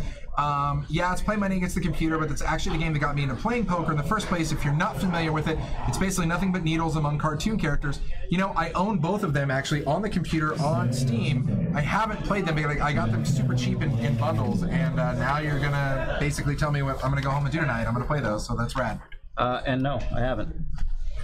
And so we just saw the little Jonathan Little flyer pop up. You know, it is Jonathan Little week coming up this week, starting on Monday, February 19th, with the Win the Button Bounty Tournament, which I don't know if anybody else needs to play because I have already committed to winning it and taking all the bounties for myself. Fair enough. And then Jonathan Little will be in the booth every day, except for Wednesday when he will be in the game with Veronica, drinking probably personal bottles. Drinking and spewing, all the above. I feel like there's been a new standard for the Veronica and Friends of personal bottles. Bottles on bottles, yeah. All right, guys. Brent Harrington, what is going on, fellow Stones Live commentator? Good to see you, my friend. Subi Sub in a solid position here. He's got straight draw with flush draw. Mark, meanwhile, is open-ended. Brent, I'm way too clumsy to do one of those Casey spins, especially when I just stretch my legs and I kick the camera to like move it so we're off center. Oh, is that where she hops up and does a little turn on the catwalk? No, she was just doing spins on the oh, that's right, chair. I saw that. Just spin it around. Yeah, no way. I would definitely knock over at least a light, if not the camera, for sure. They don't pay me enough to cover all this equipment. No way. Like, so you have to work the next 2 years to cover all the stuff you broke? Sorry. Subi Sue with the flush draw. So this is pretty sick here. So I believe Sue bet out, Harlan flatted, and then Mark pops to 275.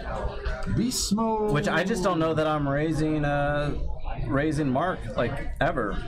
You mean if you're raising with Mark's hand here, if you're Mark? No. If he raises, I just don't know that I'm ever like going to re-raise. Three bet over the top, yeah.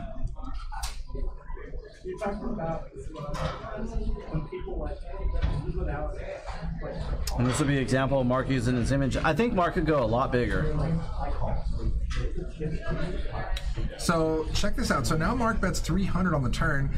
The 9 is a really crappy card for Subi Sub because now it pairs the board. If Mark did have some big hand like a set or 2 pair, he's already boated and Subi Sub could be drawing dead. Now that is going to really seal this up. Both players hate that. It would be just a beast mode for Mark to continue here and bet out. So here's the thing. He's going for it. Oh, wow. But he's going to bet small. He's probably going to bet like 450. Okay, 1400. Into what, 1400 pot. So here's the thing. Mark sized really small on the turn when the board paired after getting his race call. So he bet 650. You know, pretty good sizing. But a lot of times when people do that, that's very much a I don't like this kind of thing, but I don't want to check, you know, so I continue. You're in a quandary. I can't check, but I gotta, you know. So a lot of times when you see that happen, you have an opportunity to raise there, you know, as a bluff and take the pot down. You know, so I think you know, Subisi was a little bit more tuned into that. He had an opportunity, especially with the draw, you know, himself. So it's not like he's just blind raising. Yeah. You know, that would have been a really good opportunity for him to pick up a you know, a spot. I would love to know Mark's line of thinking right there. I would love to know if he was just firing a what the hell triple air barrel, or if he was really thinking, you know what, Subisub, I got you on a busted flush draw, and I don't think you can call this. I love the bet by Mark there. I think it's great. Yes, I do like it, but if he's going to continue on that turn, he needs to continue much larger. That's such a scary double paired board where it slows down so many players into basically just being like check fold mode. Right. You know what I mean? And he's just like, and he knew it. He knew if he checked, either A, Subisub checked behind and there was no way he wins the pot, or B, Subisub checked and there's no way he could call. So he fires it and it's good. I love it. Good for you. Kudos to Mark.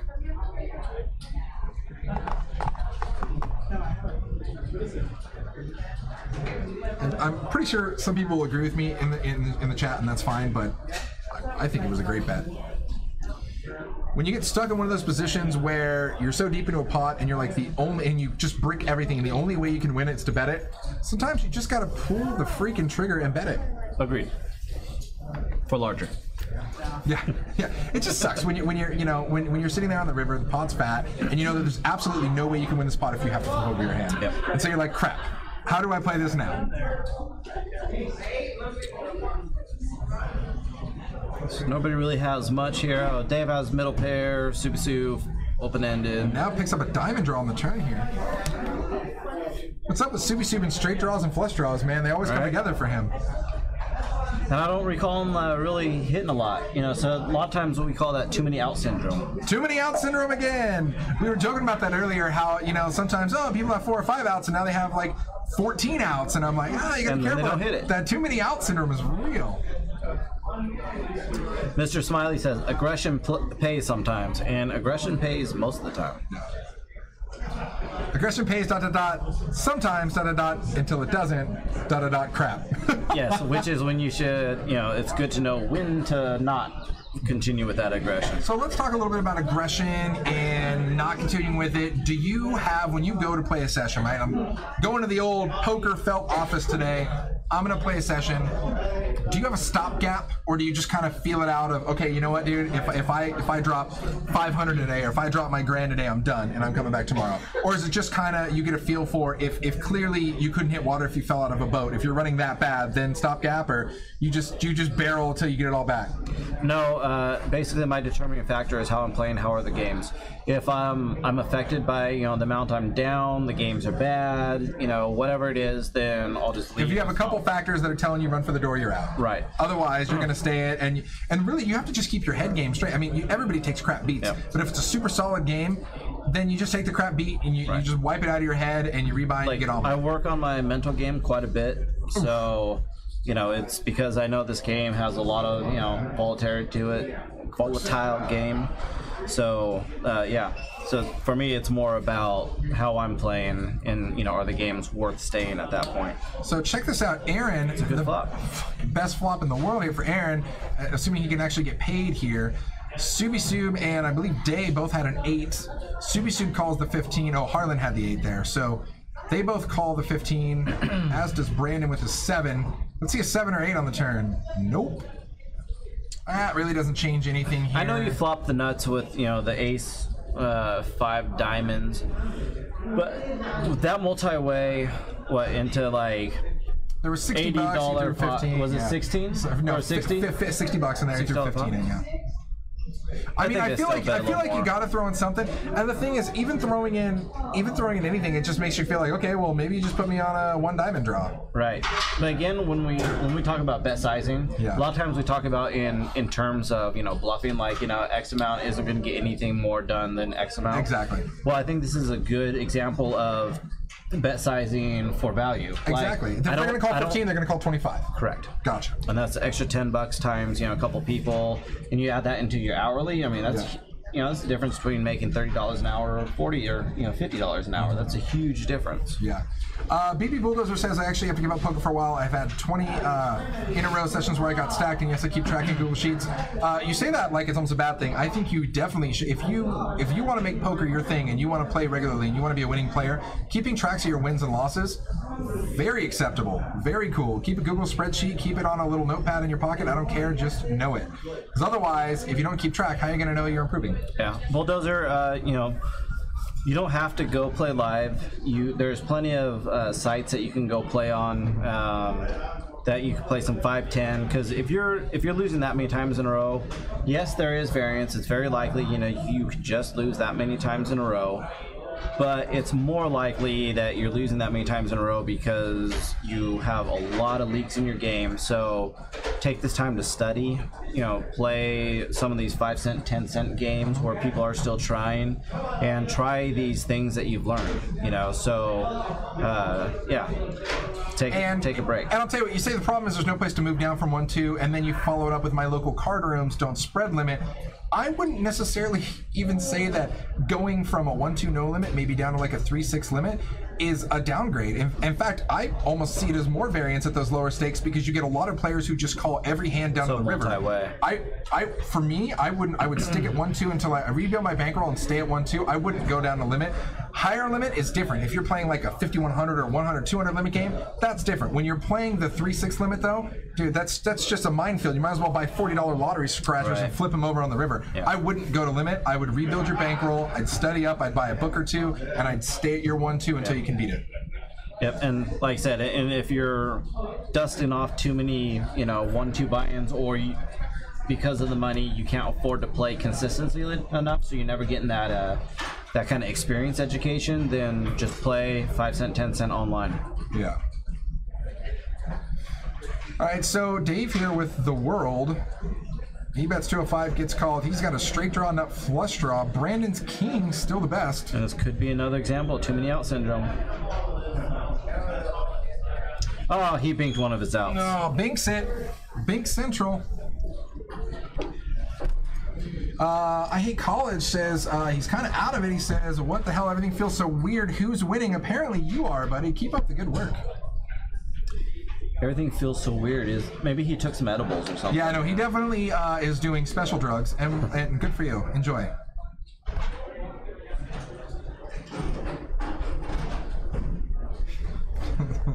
We're here for you guys. All right, once again, taking a look at stacks. Harlan and Day still are big dogs, 10K and 8.5K. Followed by Mark, who after that last couple pots he scooped up has definitely breached the 3K barrier. He's almost at 5K now. What's the command for the win losses? I believe it's cash win. If it still works, we'll find out. Cash win, there it is. We both typed it in. Looking at it, says Mark's up 3.1, Brandon's up 1.5, Arcadie's up 1.2 since he sat down. I think the Arcadie might not be correct. I think that factors in just that seat in general. And I think that people, it shows Harlan down 1.6K. I know he did add on a chunk at one time, so I'm not sure how accurate that is with Harlan because I know he definitely bought some chips and then has won a few pots since then too. Subisu has not had the best run ever. Just those purple chips are so sexy on the table. They're slightly oversized by like 10 or 15%. They just stand out and they say, I'm a big dog. Yeah.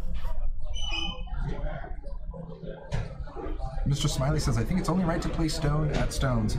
Occasionally we do smell somebody wearing the new cologne, Cannaby for Men. It's a lovely ode. And the nice thing is there's a lot of Uber and Lyft options around here, so safety first.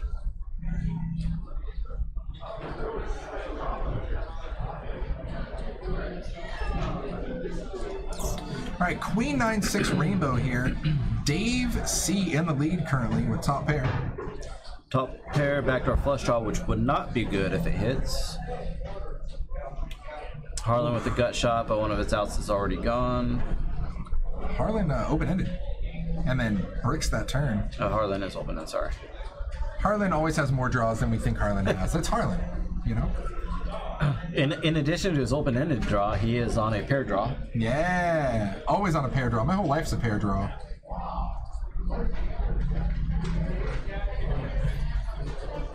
Dondo says you need like a couple thousand hours of live to really get a good estimate whether you're actually a winning or losing player. Well, I'll tell you what, guys. If you come here at Stones, you get $1 an hour comp points on your player's card. You get one of these lovely Stone hoodies. But after midnight, it's actually double points. You get $2 an hour. Really? So as long as you can break even, you can make at least $1 an hour here at Stones. I'm telling you. So come on down. I don't know what you're waiting for. And that buys you food. And food is expensive. Food is Not expensive. here, but in general. Actually, yeah, they have a player's menu and happy hour drinks available 24 hours here. Well, outside of last call here in the poker side. So definitely come on down. The 1K yellow chips are also oversized, Mr. Smiley. The same. I think they're that 10 or 15% bigger chip.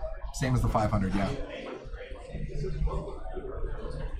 So I think Dave's just kind of using his hand as a bluff catcher here. Just kind of checked to induce a bluff. Or not. Nope. He's going to give Super Soup the credit here. Dave C with a world of outs on the turn and just bricked on the river, and Super Soup's aggression paid for him here.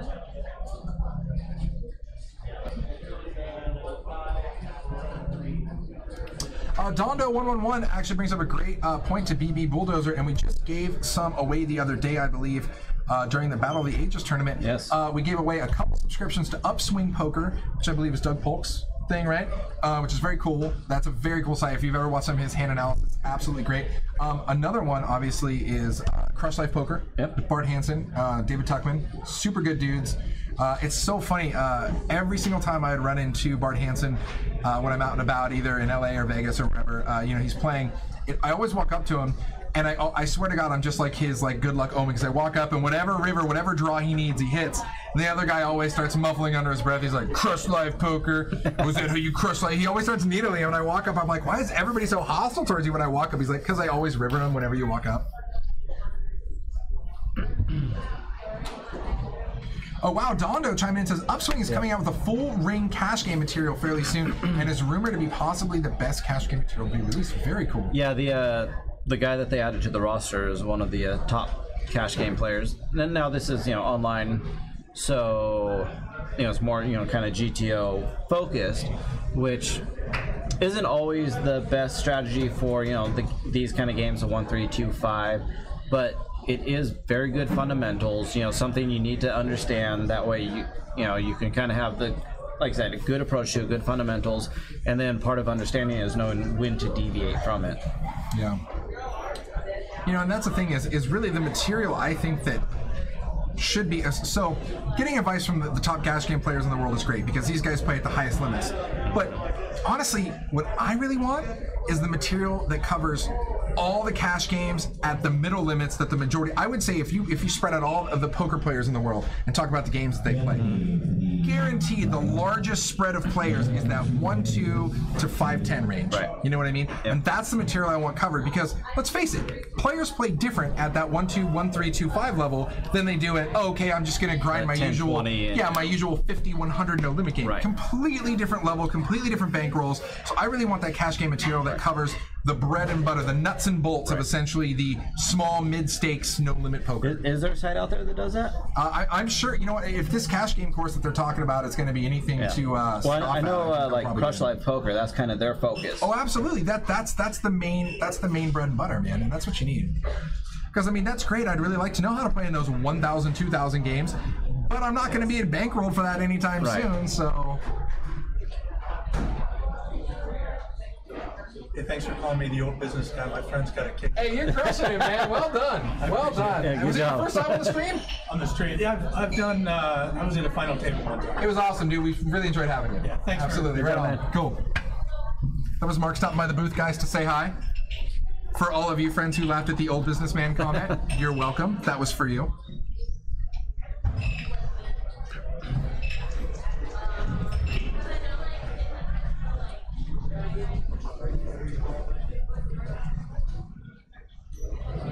So bottom two here for day now. Harlan with the gut shot, backdoor flush draw.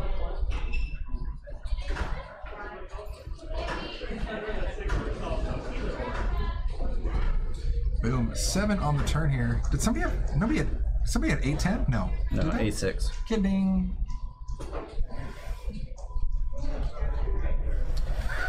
Harlan will go nowhere now that he's actually picked up more equity. That's what I mean. Harlan is always just like the guy who has nothing on the flop, but all of a sudden he turns like an extra draw to make it all worthwhile, and then on the river he flips over his hand when he beats you, and you're like, how the hell do you have that? Exactly what I'm talking about. And this is the worst card in the river for Day to see. It counterfeits his 2-pair. It completes a running flush draw. It's so sick. Now let's see. Pot's at 640. And I knew Harlan's going to go for blood, and he's going to overbet it. And Day's going to think about it for a minute. I think Day's going to find a fold He here. bet 700. Looks like. Yeah. I mean, he literally bet the whole damn pot. And he knows against a player like Day, Day has no problem trying to bluff catch Harlan. And that's what he's trying to induce, essentially. And I don't think Day is going to fall for it. And I think if it wasn't the king of hearts, if it was a different heart, That didn't pair the Day board? calls. Oh, yeah, absolutely. You're right. But and this is where you need to know your player. Like Harlan will continue with a lot of draws. Great fold by Day. I absolutely love that fold. Good fold. And Harlan with the discipline didn't even show it. Didn't even give him the satisfaction. Good fold by Day. You're absolutely right. I think Day could find a call to pay off Harlan if it wasn't the king of hearts. But that card just kills. I mean, it takes his hand from here to there, like real quick. It's hard. It's nice to see Harlan scooping a couple pots. Yeah, he's one of the players on the table has been kind of running against it all night. So Weasel is saying Day should have shoved there. It would have been a 6 shove because Harlan would have to fold and rep King Jack. I don't know if Harlan finds a fold there. He's not folding. It's such. I mean, look how deep both those players are. 2 biggest stack players at the table. Well, okay, he might fold that deep because it would be $8,000 to call. You're right. He might find a. But you want to know the person that can make that call? It's Harlan. Yeah. And the sick part about it is because Harlan, you gotta remember that Harlan, while he doesn't like playing that deep, he's also a sucker for a big pot. And if you put him in there, like he might, if he hits that oh F it button, you are screwed. Yeah. And the thing is the juice really worth the squeeze to pick up that pot? Is it worth shoving 8K? Right. And then Harlan's gonna think why. Harlan can make hero calls, like crazy hero calls. He's not the person I'm trying to bluff off a hand, especially not a runner flush. Now, Weasel, I do agree with you.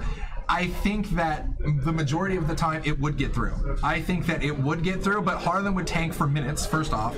And second off, there's a 10% chance Harlan finds that call. I actually think it's higher? I think it might be like close to 30, like 25 to 30%. Okay, but, I think he calls. But still, the majority of the time Harlan gets away, though. I think he calls at a decent frequency. Yeah. More than you'd like to think that he would, but he would. Yeah, Harlan's not the one I'm trying to bluff off of a big hand. No, and that's my thing I've been doing lately when I sit down at a table, when I'm just feeling people out. Right off the bat, there's always 1 or 2 players at the table I just refuse to bluff because they're calling stations. And I learned those players real quick. And the shitty part is I'm always stuck in the pot with them, or I'm forced to bluff or lose the pot. So I tell myself I'm not going to bluff them. I bluff them anyways, then they call, then I'm like, duh. Of course you call. That's something I had to wipe out of my game. Yeah. The old barrel, like just keep barreling. I need more cards. I need a barrel. And then afterwards, I'd be like, "What's he full?" And like, I'd be in the middle, like, I should just slow down. It's like that, like the shoulder angels. It's like so slow down. Go ahead and just rip it. I know. Okay. And the problem is on the river when I rip it and I'm sitting there and my vein is pulsing out of my neck, I basically already have my one hand on my wallet trying to reload chips when he calls because I know he's going to call. You know who's going to call a river rip? The guy who called the turn rip. Yeah. Because I'm just ripping it. He's not going anywhere. Oh, God. What is this? There is JFK photoshopped into his Tesla and Jay Little staring at him with star-crossed eyes. Why is JFK sitting so close to the windshield? And Jonathan Little apparently looks like he's sitting in the back seat from the depth perception. No, Jonathan Little's like, dude, you're like 6 feet tall. Why are you so close to the steering wheel? It's funny. Normally we just have that Jonathan Little picture photoshopped next to Veronica, so she's like, "Oh, he's staring at me." All right, battle of the Ace Queens here for Subi Sub and Harlan. Guys, we got about 10 minutes left in this stream. If you haven't done so yet, make sure you click that follow, subscribe, heart button. It's 100% free, and we're here with you at least 3 times a week. I don't know what you're waiting for. I see a lot of regulars here, so I think all you guys are in the club already. We appreciate you watching. I actually don't mind that fold from Aaron. 200 more to call. He does, only has 1,000. He got original openers behind you. All right, aces are cheap here, guys. An ace on the flop would be fun. And hearts are gonna get there. This is great. Battle of the Ace Queens. All we needed was an ace or a queen out there, really, with it, and then we can have some fun.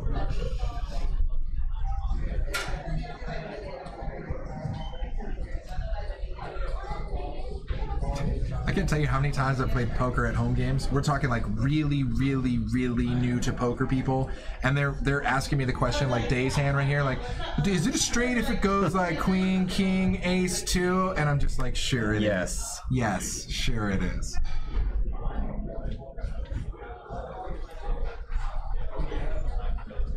We might be able to sneak in one more hand. We'll see. So this is fun. So Harlan bets 250. It's a lot of air. Oh, there we go. Day makes the call. 2 pairs the board on the turn. Doesn't complete any sort of draws here. But the sick part is you know, Harlan could always have a deuce. I like watching Day and Harlan. They have some great camaraderie, but they definitely get down like when they're in pots at the poker table.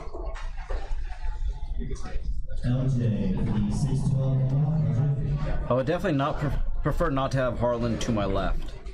Weasel, I believe you're the one out there in the UK, right? Book a flight and come on out to Stones. We'll get you on the stream. We'd love to have you out, man.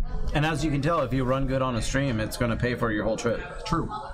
That's why everybody sees, you know, these bigger games, people are like, oh man, I crushed this game all day. I'm like, no matter where you are in the world, the flight can't be more than like $1,000. Just book it and get here. This guy there's a 12K pot. Yeah. Just come and get here. All right, we'll see if Too Many Out Syndrome strikes again. That's still a good sized bet. What was that, about 500? 600 looks like, yeah. 600? This pot is bloating quickly here, and Harlan with just ace high. So what do you think Day's sweating here? Is he kind of thinking on whether he wants to raise or just flat? Oh, he might. All right, I think he's actually thinking about folding. Yeah, he's chatting with Harlan. He doesn't like it too much here. Harlan's probably talking to him. He's like, you don't want none of this. The problem is with these kind of draws, you know, calling a big bet on the turn is, especially obvious front door flush draws, because a lot of times you're not going to get paid off very much when you do hit.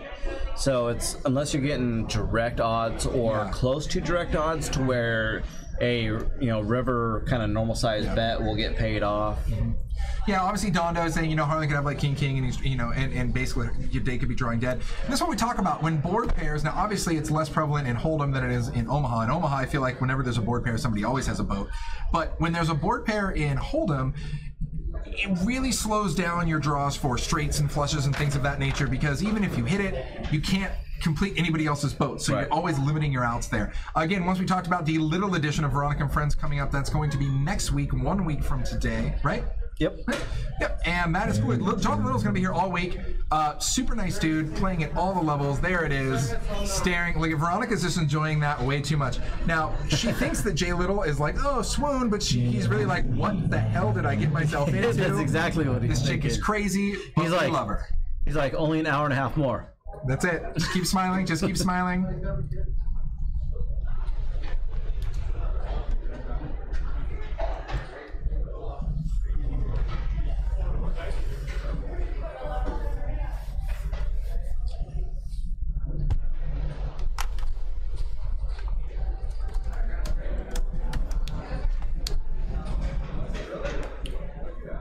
All right, so Day here under the gun, opening to 35. I don't know if that's a straddle or if that's literally just open raising to 35, because it does say under the gun. Let's see. Okay, looks like either way we're going to the flop here. Queen high board. Day does connect with the queen.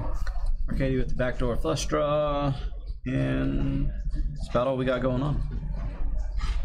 Oh my God, King M00, I love it. Says, I'm only 20 minutes away and I will crush this game if I can buy gas for my car. Right. Solid. And somebody stakes me. Yeah. Wow, nice turn card here. Oh, sick. Gives everybody 2 pair. Whee! Game on. And Subisu didn't call the flop to turn 2 pair and not get money in. And this is nasty too, because Subisu's got a hand that's so counterfeitable. He might actually want to start getting aggressive with it here, because there are a lot of cards that he doesn't want to see on the river, and if that happens, it could get ugly real quick. I'm actually up already. I actually made $50 on the dark side on the way over here. I backed somebody's blackjack bet, made my $50 and came on over. I'm totally okay with that. I'm up because you bought dinner? Wait, no, I bought. No, you bought dinner. I'm buying drinks though. You'll be up. Yeah, I'll be up. You'll be plus EV, dude. Don't worry about it. And plus Bach. Come on down if you guys get in the house tonight. I'll be anytime up, shortly. We'll blood buy you a alcohol. cocktail. It's true. Just ask for Justin Caritas. He'll hook you up. He likes to buy drinks for everybody. Now this river here being an ace, you could get a lot of like ace X in people's ranges and river 2-pair here. Yeah. But let's see. I think Subi Sub though is going to call and turn his hand into a bluff catcher. Yeah, Which is like one of the best bluff catchers you can get to that river with. Yeah, I think he's just. Oh, and I think he took a look over at Dave's stack and then he's like, "Oh, too many chips. I'm not trying to raise that." And he's going to make the call. And That's rough. Dave kind of thinks he might have got caught, but No, and he was already there, and that's rough because you saw Dave mouth the words 2-pair to him right there. And the sick part is when you're Subi Sub and somebody says 2-pair, you just know you're screwed. You're like, well, it's not deuce 9, so. Dondo chiming in says this is definitely what thin value looks like right here. Get some. 100%. And that's gonna leave Harlan and Day, right? Our big dogs for the night. Harlan almost 11K, Day about 8.5. Super See solid. if we sneak one more hand in. Yeah, I think we might have 1 or 2 more hands for you guys. Once again, if you haven't done so yet. I think you're Katie eating. Is that a salad? Oh, let the run good begin. Dun dun dun. But he doesn't know. It's run good for the stream. He's getting the salad too late. No, it's good. He's good. All right, guys. Once again, YouTube, Twitch. Just Google Stones Live. You can't miss us. Follow us. Subscribe with us. I believe our next show will be less than 48 hours from now. So Friday. Yep. We have a whole list of shows we'll run over as soon as this hand is over.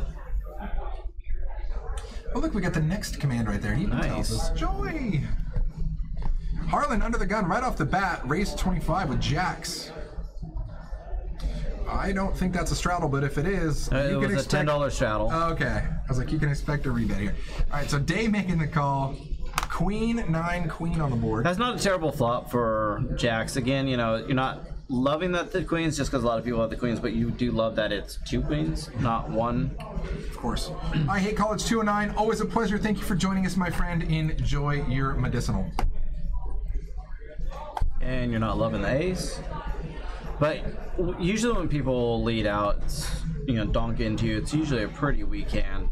So I think Harlan's just going to be in check call mode here, especially now that the jack hits or the ace hits. He's Jeez, another ace. not happy. Dude, I'm looking at this cash game out here. I'm like, look, dude, look at this. This is great. Like, regular, grinder, dealer. Like, this is great. This is good. Dealer sweating the game. Like, I want to go hop in this game. This is just like an ultra splishy, splashy 1-3 game. Wait. Harlan called the 90. Oh, Harlan! he's realizing his jacks are no good.